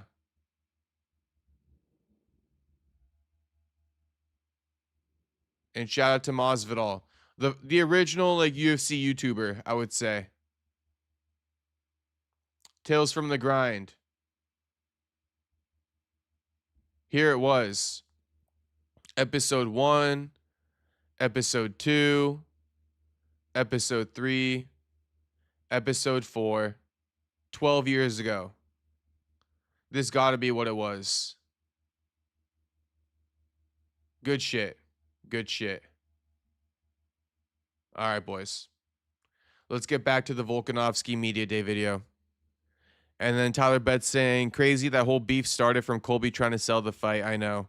I can't believe those boys ended up beefing over some bullshit like that anyway. It's because they're both rising stars and, you know, they're both type A personalities. They both wanted the opportunity. They didn't want the other one to get it, so they started beefing. I mean, you know, dog eat dog world. And we're all wearing bacon pants. Who says it? Who said that? Where does that line come from? It's a dog eat dog world and we're all wearing bacon pants. Shit, I'm going to spoil it right now. I think it came from Family Guy. Dog eat dog world and we're all wearing bacon pants. The exact reason why Colby and George Masvidal started beefing. Through everyone now that you don't need to be so cautious. Is this going to be a start of a new sort of era for you where you're just going to absolutely blitz through people? Or, I don't want to say it's a bit of gamesmanship. Was there a bit of that in there? No, yeah, like, I do believe that. Like, I really do. Like, you know, if I want to grab a hold of someone, like, and really grab a hold of them, I'm a ragdoll them. You know, if I really want to go at someone and swing, yeah, the opportunities for them to land are good, but like, I just, because I'm very, very calculated, right? I've always been that way, and you should be. But when moments come, you know, might take a little more risk and go for that finish, because I think if I really do, I can bulldoze these guys. You know what I mean? So he's going to come aggressively at me. Obviously, I know he's going to be looking for the big KO, so I will be wary of that. But at the same time, come at me like that, you know, there's going to be some big shots coming your way, 100%. Especially when I'm going to be like, all right, everyone is going to count. You know, I'll make sure it counts, and then I'll maybe get myself out of the way. But I'm going to make sure them first two count. So shit, I love it. Volk getting me amped up already. Volk straight getting me amped up with that. I'm not even going to lie to you. I like it, Volk. I like it. Because, you know, that's exactly how Diego comes at him. And Volk's letting him know, you come at me like that, you fucking getting popped twice real fucking good, and then we'll see what happens from there. Right? But you come at me like that, like you came at me in the first fight, you eating two hard motherfucking shots. Hard motherfucking shots. And then we'll see what I do from there. But just know I'm making those boys fucking count this time. Shit. Volk getting me amped up. I'm ready. I wasn't even as amped up. Or like, how do I say it? I wasn't that amped up before I watched this video. Volk amping me up. I'm not even going to lie. Franklin says he's going to get knocked the fuck out. LOL, JK. Come on, homie. No, I like what Volk's saying. Feel like Volk selling wolf tickets there. Damn, Tyler Betts. I believed him, homie. I believed him, and I still do. I still do. Kevin saying that's facts. Soon as Colby beat Maya and catapulted, that's when him and Masvidal relationship went downhill. Yeah, because they're both politicking for the title shot. And, you know, they were fearful that the other one would get the belt and then they'd have to fight each other, which they didn't necessarily want to do at the time. Although, you know, fast forward 5 or 4 years and they ended up fighting each other. So I think that was part of why they started beefing too. They wanted to get the title opportunity. Or it's like this, right? Obviously, Colby was beating George in training. George was also rising in his star power a little bit faster than Colby was. And I think George wanted to be quick to get that opportunity because, you know, he knows what would have happened if he had to run it with Colby. And, you know, that's that whole thing. They were just rushing to get it. You know, George was trying to avoid fighting Colby in this whole thing.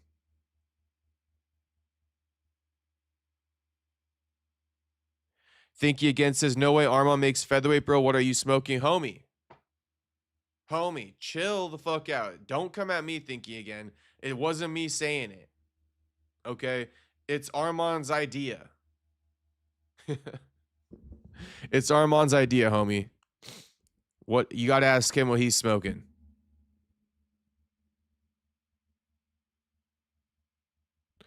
Tyler Betts says, I feel like he's going to fight like his usual careful self. Would be sick to see him go for a finish, but I don't want to see him get KO'd.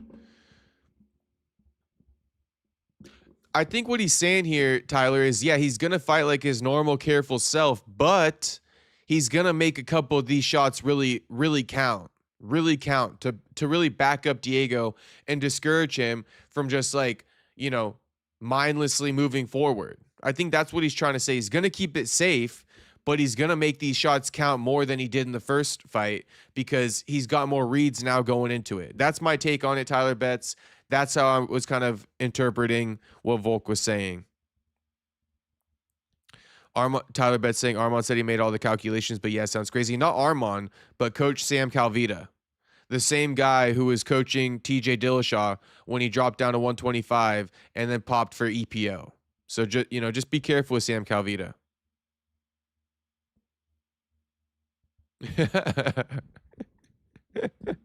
Miata Boy says, I hope both sides of your pillow is hot. Literally evil, Miata Boy. Sleeping on a hot pillow gotta be fucking torture. I think we just found a new torture device from Miata Boy. Instead of waterboarding someone, just make them sleep on a pillow with both sides of it being hot. I mean, you're not getting one fucking minute of sleep sleeping on a hot ass pillow. Miata Boy, that's evil, homie. And I don't even know who you're talking to. Must be thinking again. I'm not sure.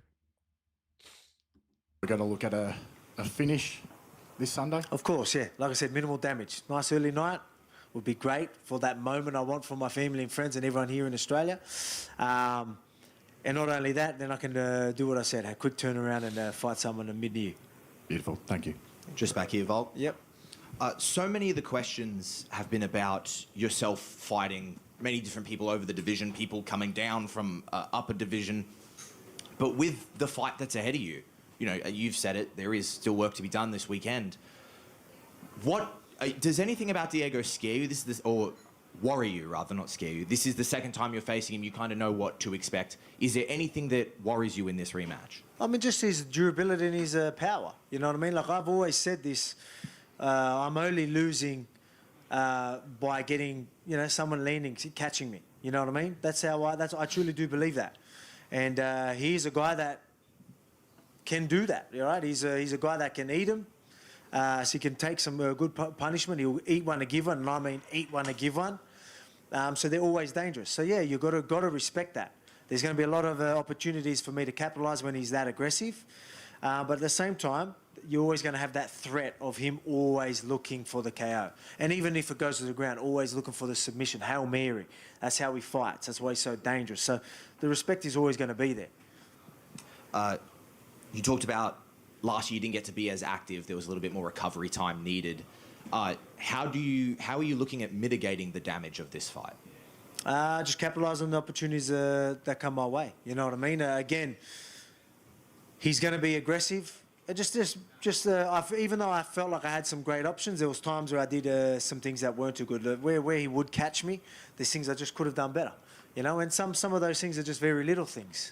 You know what I mean? So very little things that I need to fix, and we fix them. So that's again, I want to, you know, make him pay for the things, and then obviously do the damage. Bulldoze, is that the word I was looking? Bulldoze through with some big punches or whatever it is, and yes, they still stay safe. When I say that, it doesn't mean I'm going to be reckless. It just means I'm going to capitalise on opportunities and really capitalise. If I feel like there's a finish there, I'm going to really turn in for the finish. Then I can go back to defence. And final one from me. You mentioned before the Perth walkout. That whole walkout was, you know, insane, a crazy moment. You are fighting at home, defending your belt. Do you expect this crowd will beat the Perth crowd for the walkout?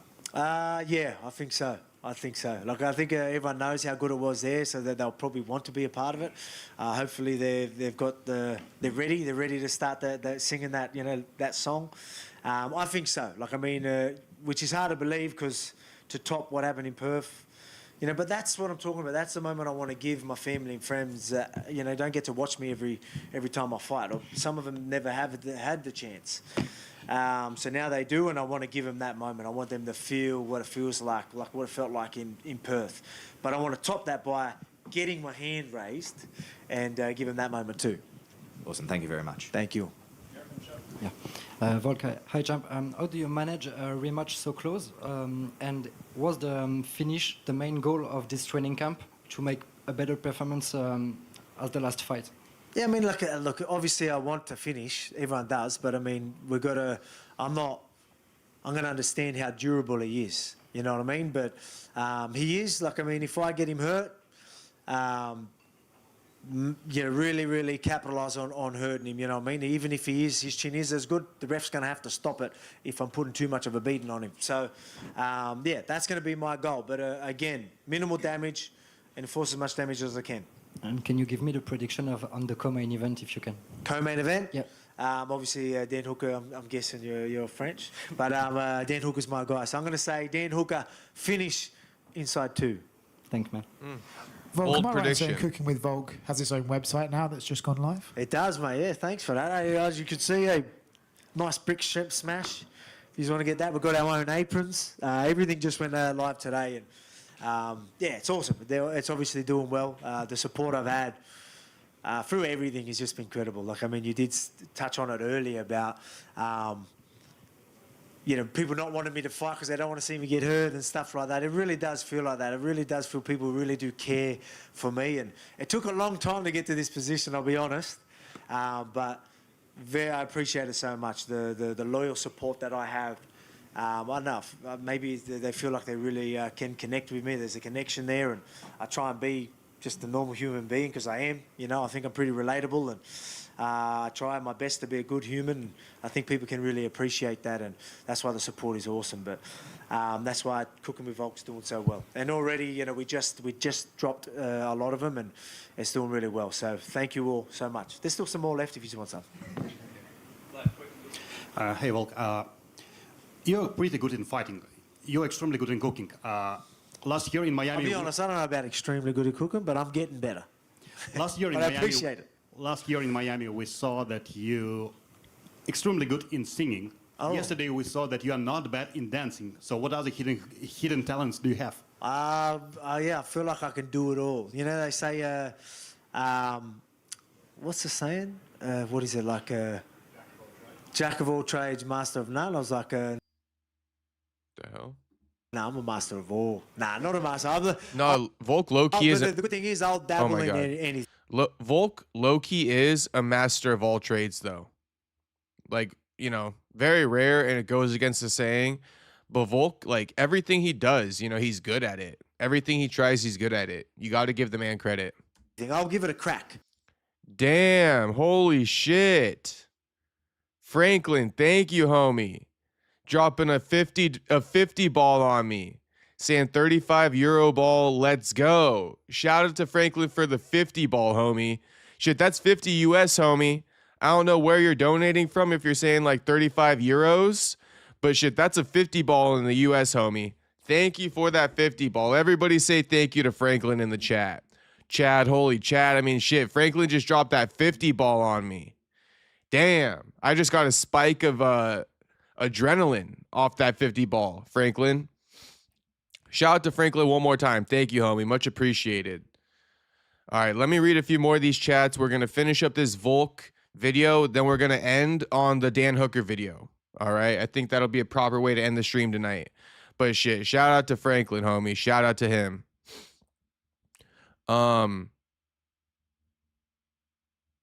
So Tyler Betts saying, y'all agree BSD is a lock. I mean,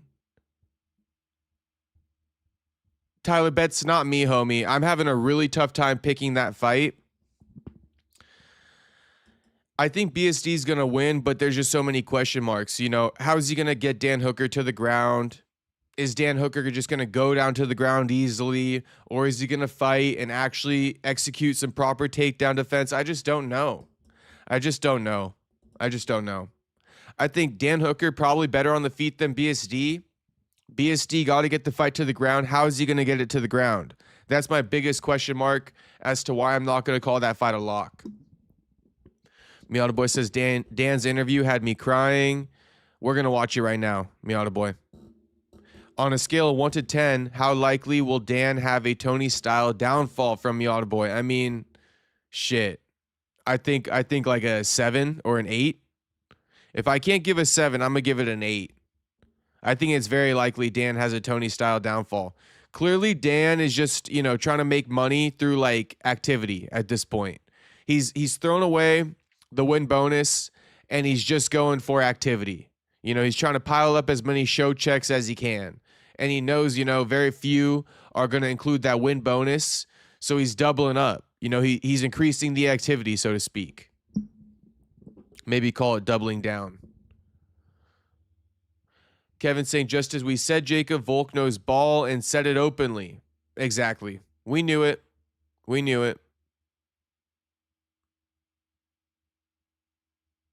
Tyler Bett saying, just got to watch Diego's counters. Volk was faster. Yeah. I mean, like Volk was saying, you know, Diego comes in there with toughness and he hits hard. That's about all he brings to the table. I mean, sure, he's got technique, but mostly he hits like a fucking Mack truck. Ruby Z says, Lopez is knocking Volk out. Gonna be smoking on that Volk pack this weekend. Damn, Ruby Z. Probably the only person picking against Volk this weekend. Nothing against that. You know, everybody's entitled to their picks, but just saying.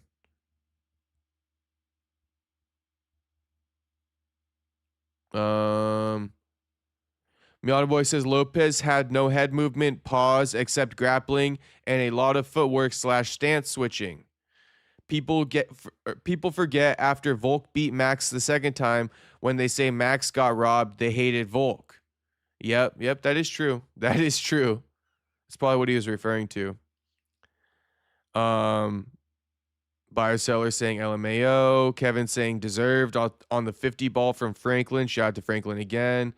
W from Tyler Betts. Buyer seller Frankie letting it rain. I mean, shit. Frankie let it rain on my ass. No diddy. Okay. No diddy. Chris Long, Volk gives anyone a rematch. Because of that, Ilya should respect that. I think Ilya respect it. Space Kid saying W money. Tyler Betts saying, I think BSD gets Stan Hooker down easy. Okay. All right. I won't be saying that because I just don't know, but shit, I'm taking your guys' opinions in. I'm valuing them. I'm weighing them. Dan is cooked, says Miata Boy. Franklin saying, European roulette, LOL. Oh, same. It's great hitting a number. Shit. Shout out to Franklin once again.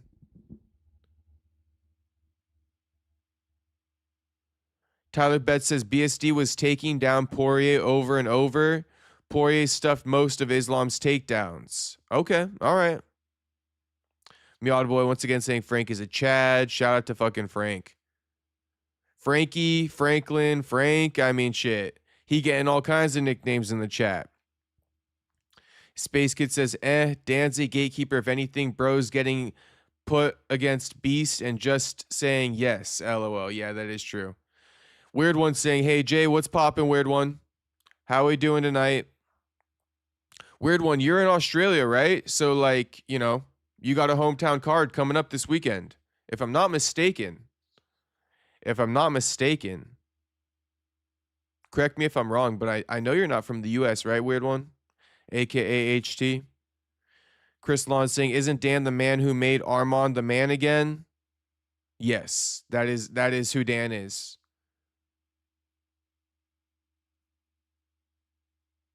Oh, damn. Look at this. They're dropping in some Nick Diaz lore. Did you hear the latest rumor? Oh, Weird One saying Melbourne. So, yeah, Melbourne, Australia. There we go. Shout out to HT. You basically got a fight card in your hometown. I know it's in Sydney, but close enough. Although I do know that your place is huge, so probably not that close. But S3505 saying, did you hear the latest rumor that Nick Diaz slapped Strickland today in training for heckling him and Jake had to jump in and separate them? No, I didn't hear that, S3505. I did not hear that at all. That's crazy. If Nick really slapped Strickland. Something tells me Strickland's not just going to take that.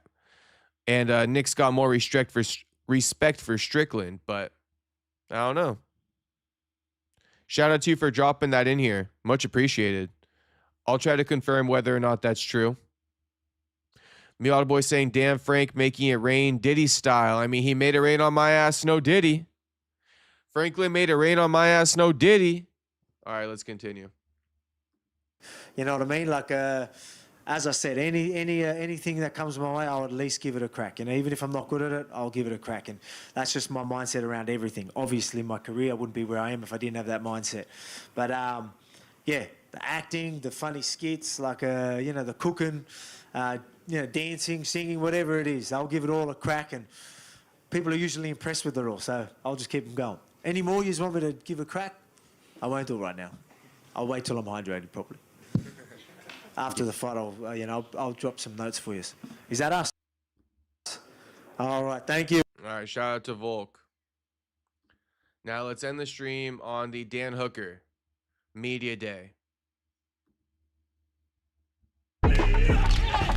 For those that don't know, Dan Hooker revealed that McGregor pulled up on Paddy outside his house for talking shit back in the day, so that's what we're here for.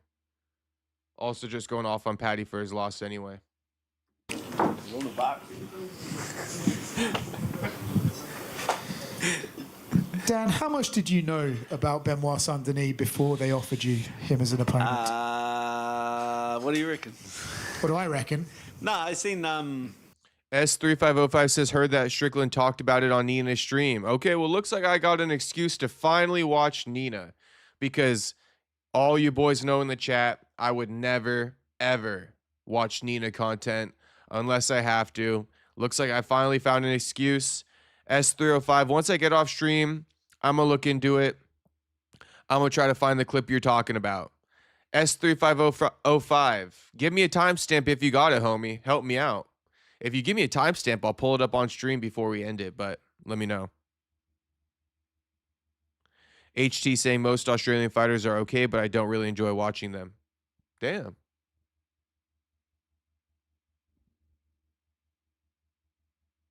You like Dan Hooker, HT? You like Dan Hooker and Volk and like Whitaker and shit like that, or what? Out of curiosity. I would have first heard about him when he got matched with Poirier. Obviously, like France is a huge market for the UFC, and you could see that they were like pushing him a bit quick. They were pushing BSD a bit quick, like rushing him, and then they threw him in the deep end with a guy like Dustin Poirier. And to be honest, like I saw that, and then I think I saw the Moicano fight after when he lost, and the amount of guys that I've seen come through over the years where it's like they get brought in by the UFC, they get nice cherry pick fights because they want to build something in that market. They reach the top end, the ranked fighters, the guys, the higher end of the division, and you just never see them ever again. So he did take that loss to Poirier and then Moicano. And now he's back. Like that is something that I respect. I respect that because as a guy myself that's picked myself off the canvas and gone, had a couple losses and then got back on a win streak, had a couple of losses. Like, I know how tough that is. I know how much character you need as a human to pick yourself back up off the mat. And so he's done that now. It doesn't impress me when guys come in with undefeated records and you see them cherry picking opponents, like good matchups. They only fight when they help. Like that doesn't impress me. Guy that can take those two hard losses too, finish losses, and then pick himself back up and get back on a win streak, I tip my hat. So where do you think his level is, right? Like, as you said, he lost to Moicano, lost to Poirier, but he has come back from that and beat Rufi, beat good guys. So where do you think his level is in this division? That's what everyone's going to see. We're going to see.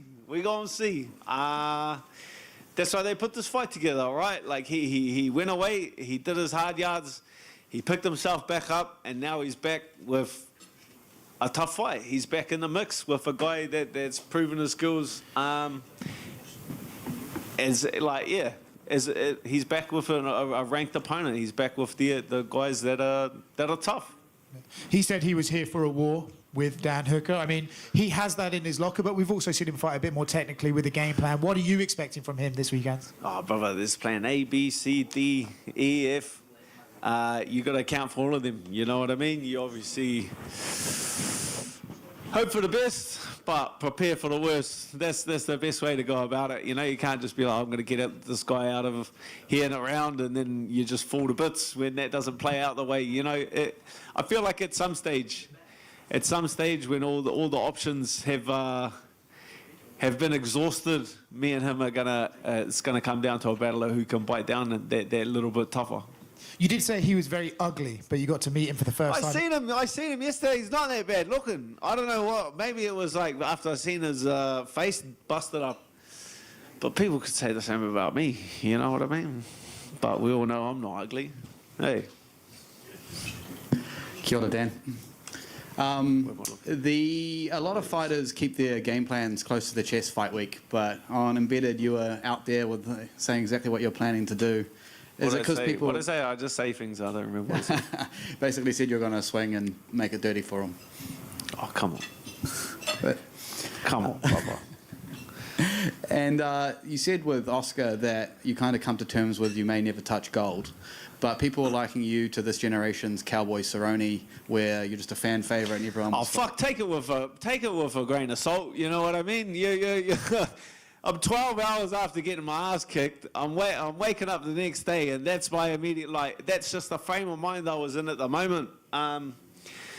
You obviously wake up and you had your eyes on the title, and you were going to do this and that, and then just the manner in which I was beaten. You know, I expected to fight down in the rankings a couple of times before I got an opportunity to fight ahead of myself in the rankings again. But then they give me BSD, who's ranked eighth in the division on a win streak. You get past BSD, you're not fighting anyone lower than him again. You get past BSD, you're back in the mix. But to be honest, I like that frame of mind myself. I was asking the boys the other day, I was like, I enjoy that frame of mind. Like, I went into the Arman fight with like the wrong frame of mind. Like, I'm the best. I'm the most skillful. This and that. That's not where I thrive. I thrive. Yeah, I want to ruin his dreams. I said I want to ruin his dreams.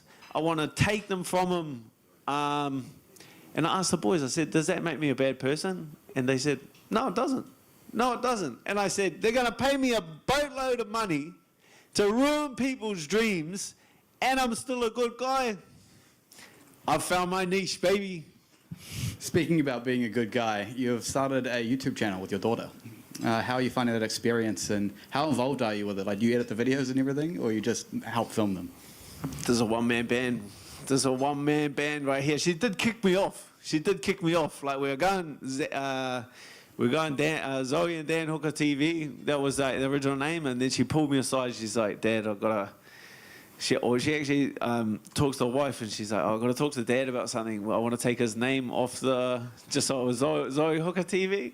And I was like, And she talked to me about it. She's like, "Oh, Dad, I got to speak to you about something. Like, I want you to lose the Dan off the Zoe and Dan Hooker TV." So she was kicking me out, but I absolutely love it that she was 6 years old at the time. Like, what 6-year-old, like, that's the best you want. There's player, at 6 years old, she's player one.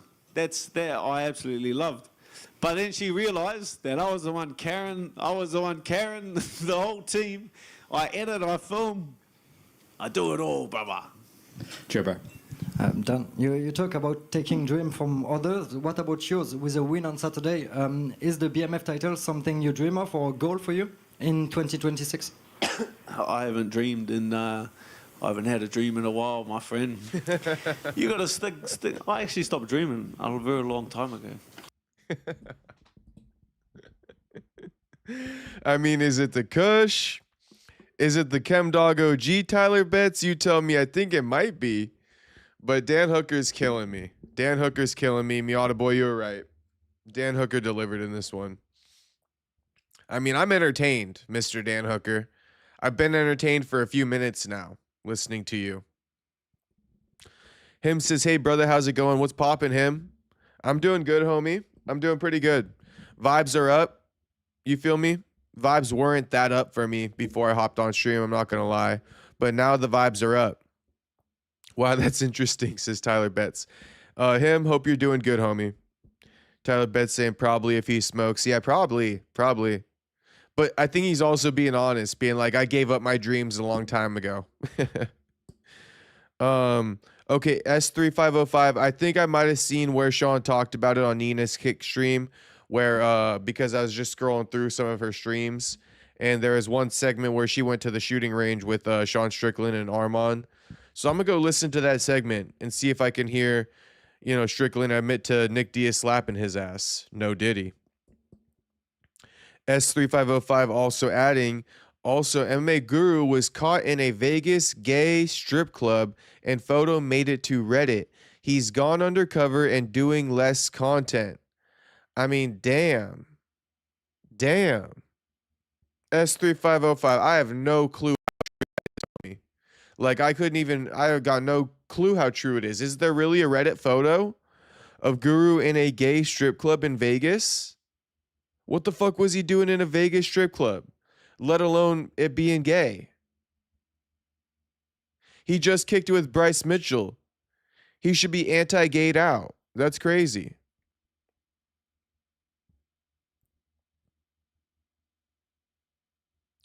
S3505 saying Buckley's going hard at Izzy. He is. He been. That was from our interview, S3505. I don't know if you know that. But Buck went hard at Izzy in our last interview. And we got a new one dropping this week. Everyone get ready. Tyler Betts says, but I wonder if CTE has an effect on dreaming. No clue. It definitely could, though, couldn't it? Weird One says, I enjoy watching Shavkat #1, Topuria and DDP.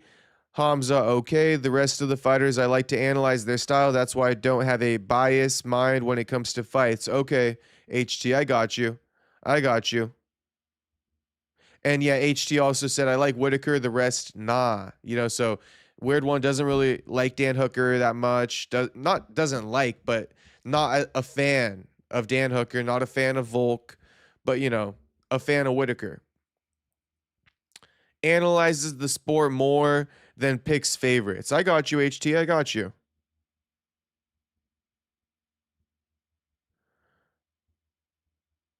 It seems like you like the solid grapplers too, though. Shavkat, Topuria, DDP, Hamza.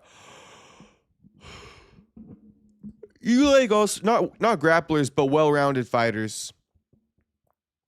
Meowed Voice says, Dan the man, facts. HT Weird One saying, Jay said it perfectly. I got you. Space Kid saying, would we be surprised if MMA Guru was caught at a gay strip club in Vegas? I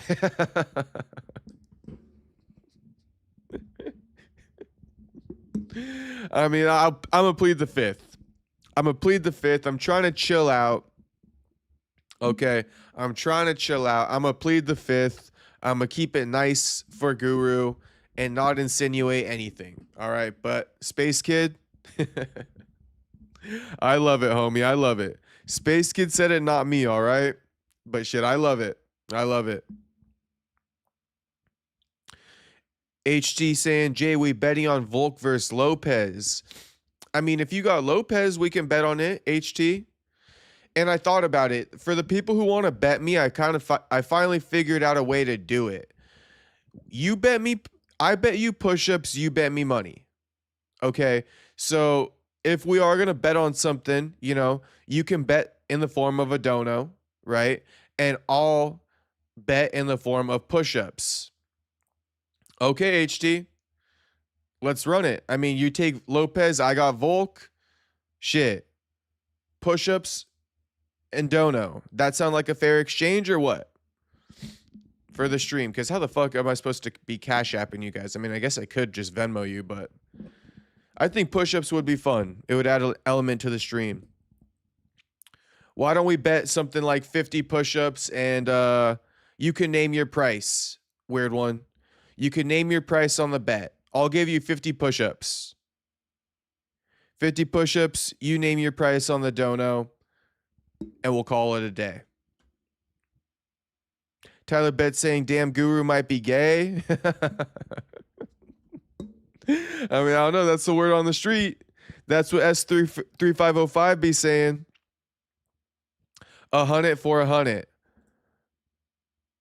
Okay, so $1 equals 2 push-ups to be fair. Okay, so it looks like if I'm throwing out 50 push-ups, that's a $25 dono. I mean, that's I like that. 2 push-ups for $1. I like that. 1-to-1 is a bit much, right? 1-to-1's a bit much. I don't need a 50 ball for 50 push-ups. But I like the 2-to-1. 2-to-1 sounds nice. Miata Boy saying Bryce would never hang with those people. I mean, that's what I'm saying. That's what I'm kind of saying, Miata Boy. He was just with Bryce, you know. How could he do Bryce like that after going fishing? Space Kid says, yeah, I kind of like this bet thing. I mean, me too. Me too. Damn. Oh, my God. Weird One saying $100 and you do 200 push-ups, no breaks. I mean, I'm going to have to take a break. HT. Goddamn HT. I already read your chat and you deleted it. I mean, I'm going to have to take a break, but if you want it for the entertainment, I will run 200 push-ups on stream for $100. I'm willing to put my money where my mouth is, HT. I'll run 100 push-ups. That's 8 sets of 25. That's 8 sets of 25. I'm going to do 8 sets of 25 push-ups. Now, I'm not going to take any extended breaks, but I'm definitely going to have to take a break. So if you're okay with that, I'll run the 200 push-ups. But, you know, I'm only going to take like 30-second or like a minute break and then hop back into it. But shit, we can run that. HT, you have a deal. HT, aka Weird One, the deal's locked in. Okay, we're locked in. $100 if Volk wins. 200 push-ups from me if Lopez wins. All right, done deal. Done deal. Shout out to the bets. Shout out to fucking Weird One, aka HT. All right, we got the bet locked in. Bet locked in this Saturday. You heard it here first. Let's continue with this Dan Hooker press conference. That's a real story. You know what? When I stopped dreaming, I used to have dreams that, you know, when you're having fight dreams. Miata Boy said, take that bet. Shit, I took the bet. 5-minute break max. All right, I think I got that. I'm going to have to bust out like 50 on the first go, though. Then take a minute break and just rack out another 50 probably. Then do sets of 25. We got it. I won't skimp you boys. You boys will see. But shit, I might be sweating. 200 is crazy. I'm definitely finna be sweating. That's okay. We locked in, though. We straight locked in. Tyler Bet saying I got Volk 2, but if you got Hooker over BSD, I'll bet 20 or 40. Damn. I mean, I don't really got Hooker over BSD, Tyler Betts. I don't really got Hooker over BSD. Let me consider that one.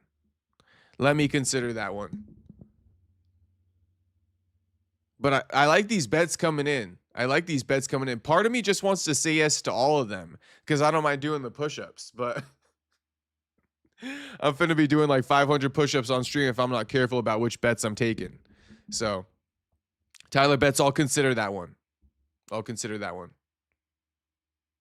Maybe by the end of this media day with Dan Hooker, I might take your bet, but we'll see. Don't get your hopes up, though. I'm going to say that. Don't get your hopes up.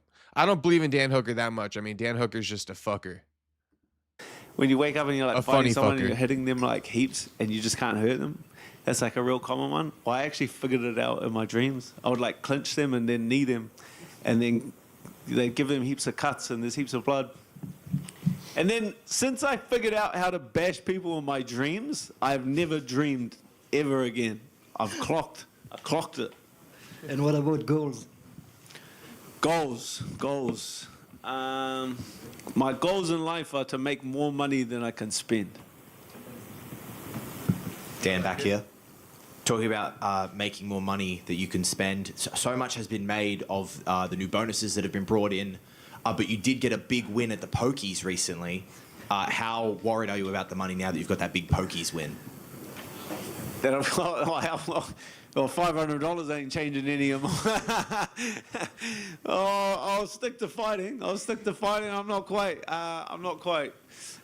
ready to retire from fighting and take up my professionally gambling career, but that's coming very soon. What do you say? You gotta have no one will sponsor me. You gotta be sponsored by, what is it? You gotta be sponsored by things that align with your brand. Drinking, gambling, and punching people in the head. Those are the only 3 things I care about on the face of the planet. And it feels at least that this fight week and this build-up is a lot more chill than the last one. Maybe not as much bad blood. Yeah, because you're fucking arguing with a door. He's like the nicest bloke in the. He's the nicest bloke in the world. I was gripping at straws. I was calling him ugly, and then I look at him. He's not even that bad looking, you know. He's got ears like a lifeboat, but besides that, what has he said? I seen him yesterday. Shakes my hand and says, "Thanks for taking the fight." I go, "Fuck me, days. How am I supposed to argue with this bloke?" So would you prefer there was some arguing? I don't. Either way, like it makes this part of it like more fun. It makes this part of it more fun. It makes like the build up more fun, like having a bit of tension, having a bit of back and forth. I don't mind a bit of banter, but you know, once you all stepped on the scales and you don't see him, and it doesn't matter whether you hate the guy or you love the guy. To step when you step inside the ring, it's at this level, I've felt every single emotion you can possibly feel in the world, and not a single one helps you inside of that cage. You get angry, you lose. You get happy and distracted, you lose. You have to be cold when you step in that cage. You have to be cold and completely emotionless. Great insight, though. Great insight. That was some good shit by Dan. Thank you very much. Aaron came. Dan got like this popped blood vessel right here. I mean, it's not that big of a deal, but I'm just pointing it out because it's like, I wonder if this happened from a fight and it's almost like a scar. I always, like, for the longest time, I thought he was just coming into fight week with like some type of like black eye, but it's always here. So it's got to be a scar from a fight or something, or from sparring. I doubt it bothers him at all. I'm just saying. To you at Combat Academy, how does it feel? Not my monkey, not my circus, brother. I threw him on to, I passed him on to, it's Eugene Behrman's problem now. But see him start off like that and to see where he is now on the cusp of a UFC contract, how does that make you feel? Yeah, he's like always capable of that. Like you know, me and Aaron get on. We're the Bash Brothers. That's what we are. So this is the first time I've obviously coached them for a bunch of fights. We've never fought on the same card together. There's a recipe for disaster here. There's a recipe for disaster. The after party, better watch out. Yeah, I'm surprised no one has obviously asked you yet, but what did you make of Paddy's performance against Justin Gaethje? Dog shit. He talks an awful lot of shit for someone that fights like that. You know what I mean? If the only thing coming out of that fight, the only thing coming out of it is that you got a good chin, coming from experience, you fought like shit. Obviously, you had a back and forth with him. So do you like ever see yourself squashing it with him? Or I like this Dan Hooker a lot, and he's been this way for a while. But yeah, Miata boy, I'm gonna say it again. You were right about this press conference. It's good. Is it just the fight you want? Nah, I'm a thumbs up, thumbs down guy. He's thumbs down. You know, like this guy talks, and then he gets caught on the shit. What does that even mean? Down. You know, is it just the fight you want? Back and forth with him. So do you like ever see yourself squashing it with him, or is it just the fight you want? Nah, I'm a thumbs up, thumbs down guy. He's thumbs down. You know, like this guy talks, and then he gets caught on the shit and he just turns into victim. He goes into victim mode straight away. Like he's talk shit. Is that common knowledge that he talked shit about Conor McGregor, and then Conor McGregor drove around to his house? He drove around to his house and he sat outside in his car calling the bloke, and Paddy refused to come outside. That tells you all you need to know about a guy. And obviously it looks like it's going to be Justin Gaethje and Ilia Topuria next. So book that shit. Dan Hooker versus Paddy. I mean, Tyler Bett's saying it. And Franklin too. Franklin saying LOL G's. Tyler Bett saying Paddy versus Hooker is a good fight. I mean, it sounds great for UFC White House, doesn't it, Tyler Betts? It sounds magnificent for UFC White House. We all know Dan Hooker, he keeping the activity going, right? Like we already discussed. He's just out here collecting show checks at this point. Paddy, I mean, shit, homie. You got time to return in June. You got time to return in June. Run it. Tyler Betts says, LOL, what, I never heard that. Thought Conor and Paddy were cool. No, yeah, Tyler Betts, that's the rumor. And you got to rewind the stream, homie. We kind of discussed it earlier. So rewind the stream when you get a chance, Tyler Betts. We discussed it earlier. I don't want to go back into it again. I'm not going to say it right. So just rewind it. But yeah, it's true. It's true. You definitely want to rewind it because we broke that whole thing down.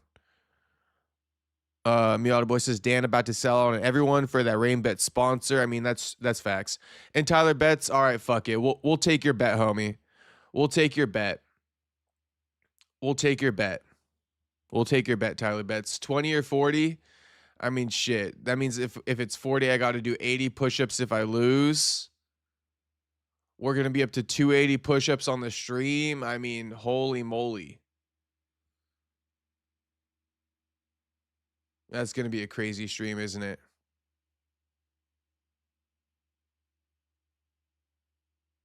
All right, for the one time, boys, for the one time, boys, I'm going to do it, all right? I'll take the biggest bet. I'm going to take the bet, and I'm going to take the biggest bet. $40 or 80 push-ups. Is that what you're saying, Tyler Betts? You tell me what you want to do. But, I mean, I'll take the biggest offer you want to give. All right, I'm going to do it for the one time for the stream. You feel me? For the one time, Kevin from Chicago. For the one time, I'm going to do it. All right, I just took Weird One's bet. I'm taking Tyler's bet as well. Shit. Tyler Betts says, your choice, BSD winning though, LOL. Let's do 40. Let's do the bigger one. I told you boys I ain't scary, right? I told you boys I ain't scary. Shit. Let's run it. Let's run it up. Let's run up that money. Okay, so we locked in 100 or 200 push-ups, right? $100 from Weird One or 200 push-ups. And then we're also locked in $40 for 80 push-ups. Boom, we locked in. Tyler Betts just commented it, 40 for 80. Okay, we locked in. We locked in. For the one time, everybody tune in on Sunday. All right, I might be owing some push-ups or the boys might be owing me some money. Okay, let's continue. We only got 4 more minutes left of this. Who do you think wins out of that fight? Fuck. You a betting man? No. You a betting man? Okay, the cameras are all pointed at me. Put your hand up if you think Justin Gaethje's going to win. Ain't a fucking person in this room that put their goddamn hand up. You can't, you know what I mean? Oh, like, I don't know why we aren't seeing Ilya versus Arman. Like, oh, this room. Justin Gaethje. Okay, you a betting man? Who do you think wins out of that fight? Fuck. You a betting man? No. You a betting man? Okay, the cameras are all pointed at me. Put your hand up if you think Justin Gaethje's going to win. Ain't a fucking person in this room that put their goddamn hand up. You can't, you know what I mean? Oh, like, I don't know why we aren't seeing Ilya versus Arman. Like, we got to have this. We got to do this. I like Gaethje. We got to do this. Like, and the sport is all about timing and momentum, but it's just like Arman's in his physical peak, Ilya's in his physical peak. We want to see like the guys that are on streaking, they're having their moment, compete against each other at this time. You know what I mean? If you sit around and wait long enough, like guys, like one day Ilya will not have that momentum. You know what I mean? Guys can get clipped and then they lose that momentum. Like, no, someone asked me in an interview the other day, and they were like, how do you beat Ilya Topuria right now? And I just said, Father Time. I said, you give it enough time, you roll the dice for long enough, and that's it. No one's the best forever. It's extremely momentary. But while these two guys are streaking and they're in their physical prime and the momentum's there, like that's the fight that we want to see. Even though what was fucking Arman chiming? I did an interview. Arman's chiming at me. I was like, watch the whole interview, you dickhead. I'm the one pushing for you to get a title shot, and you're chatting shit at me. Okay, and just last one. I do like him now, though. I'll add that in. He's won me over. Obviously, you got your fight this Sunday morning, but if they was to call you for the White House card, is there any interest? The White, yeah, that's like a massive. I think taxi, every man and his dog is going to be fighting to get on that card. That's kind of where I'm at now. Is I want to do I did this card because I knew it would be like this. I knew it would be just a fun event with all the boys here. I know everyone on the card, top to bottom. It's like a hometown fight without the pressure. And I'm having the best time all fight week. That's why I wanted to be a part of this card. For the rest of my career, it'll just be fights that I want, fights that get me excited. Get me the fuck out of the Middle East. Hey, Dan. I don't want to go. No vibes there. No vibes at all. I don't want to go. Shit, Dan needs to come and do an interview with me if he wants the fucking vibes. Spam Dan Hooker's comments. Tell him to come on the fucking show. Go back to Arman, but Have a couple beers and let's have a good time. You know what I mean? There was fist fights. Anyway, moving on. It's been said that Arman is interested in dropping down and having a go at Volk at some point. You've just said Who the fuck said that? He Arman said and that Coach he's interested Cal. in potentially doing that. Does he miss weight a bunch of times? Well, I was going to ask, are you... He can't even get a title shot at lightweight. How the fuck is he going to get a title shot at featherweight? I was going to ask, are you almost just a bit sick of people around featherweight and lightweight just jumping up and down and moving around weight divisions? You just happy just to see blokes just stay in their division and just drink it out? Nah, I like them jumping and hopping and skipping around. As a man that doesn't care about the scale, cares about weight classes. I got into the sport when it just didn't matter that much. Weight cutting's the dumbest thing. It's the dumbest part of the sport. I'm still going to sit in the sauna on Friday. You know what I mean? Could we see you bump up a division? Bump up. Yeah. I fought a bloke that's 130 kilos. I don't think a bloke that weighs 77 kilos. I weigh this. You know what I mean? Thanks, mate. Oh.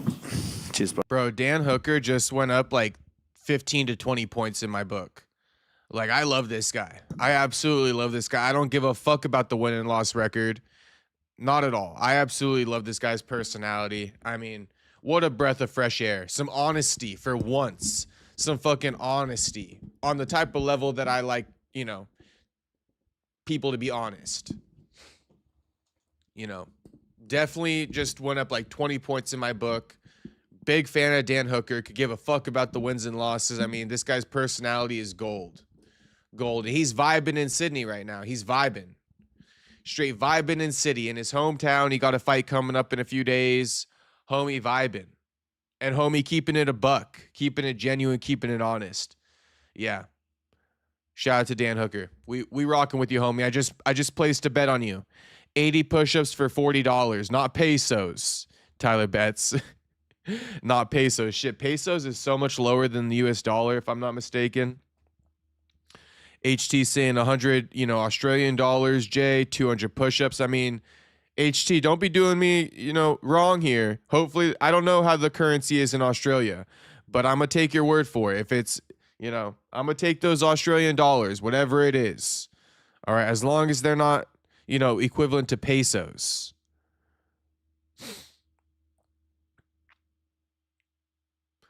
Or else we're going to have to double up the fucking amount. Kevin saying Danny is always off a geek bar. Yeah, Dan's funny as hell. I like Dan. Ruby Z saying Arman not getting a title shot has done more for his legacy than getting a title shot and getting knocked out in the first round by Ilya. It has, Ruby Z. It has. And let that be a lesson. Steer into the controversy, right? Steer into the controversy. Look how much more it's done for Arman steering into it versus trying to fight it. Before the Dan Hooker fight, Arman was trying to fight the controversy, right? He's trying to get himself that title shot. As soon as, he beats Dan Hooker and he knows it's guaranteed I ain't getting shit because Dana White's been saying it in all the press conferences, he let it go. and he leaned into it, and now look at him. He is a star now. So let that be a lesson to all you guys. You know, if there's something that people really are paying attention to when it comes to you, you know, you are best to steer into it and not shut it down. So with that being said, you know what I mean? Shit, get me a fight, boys. Get me a fight with you know who. With you know who. Book that shit. All right, I could have gone off and done something crazy, but I'm chilling. I'm chilling. I'm chilling.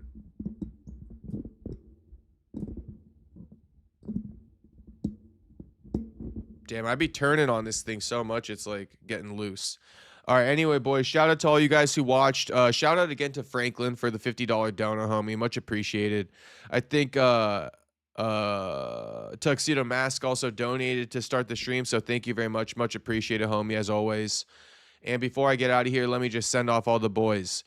Space Kid, shout out to you, homie. Kevin from Chicago, shout out to my street soldier. Shout out to everybody in the streets, by the way. This is a little roll call for the streets right now. Ruby Z, shout out to you, homie. Tyler Betts, HT, aka Weird One. We both we locked in on the bets, all right, with Tyler and Weird One. Miata Boy, shout out to you, homie. Especially for the recommendations on the videos. We finally got a couple of good ones to react to.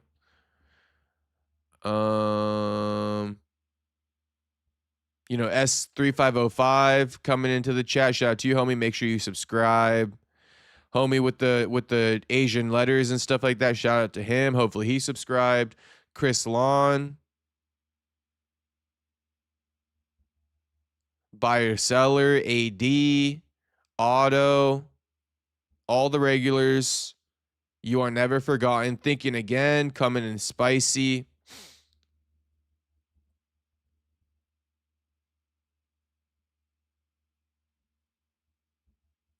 And that's pretty much it for now.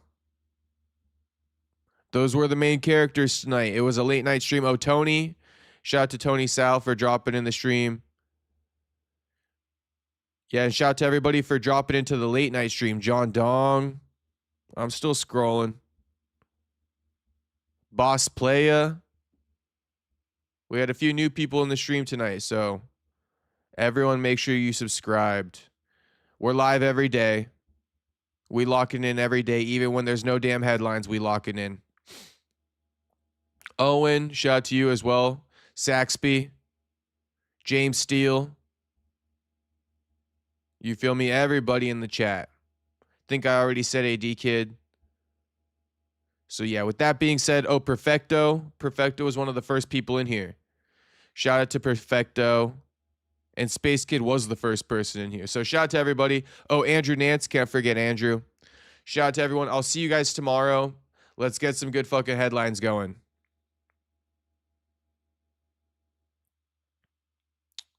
Oh, and then HT saying, Jay, don't do a Dylan. Ignore chat or turn off stream when Volkanovski loses. I won't. I won't, homie. You know me. You know me, HT. You know me, HT. I got you guys. I got you guys. And you know, HT, don't disappear on me, right? Don't disappear from the chat when Volkanovski wins, all right? I just had to manifest it back in my power right there. Weird one. I'm sure you noticed that. And Tyler Betts saying $40 if Hooker wins. Straight facts, homie. $40 if Hooker wins, or 80 push-ups if BSD wins. Let's get it, boys. We locked in. I'll see you guys tomorrow. But yeah, bets are locked in for this Saturday, and Sunday will be the push-ups. Okay, Sunday. Or you know what? Honestly, if you guys want me to run the push-ups on Saturday, we can do it. We just got to do it at the end of the event because I'm gonna need some time to run those push-ups if I have to do it. We'll figure that out though when the time comes. It won't be that big of a deal. All right, peace out, everybody. Thanks for watching. I'll see you guys tomorrow. Like the video if you haven't liked it yet.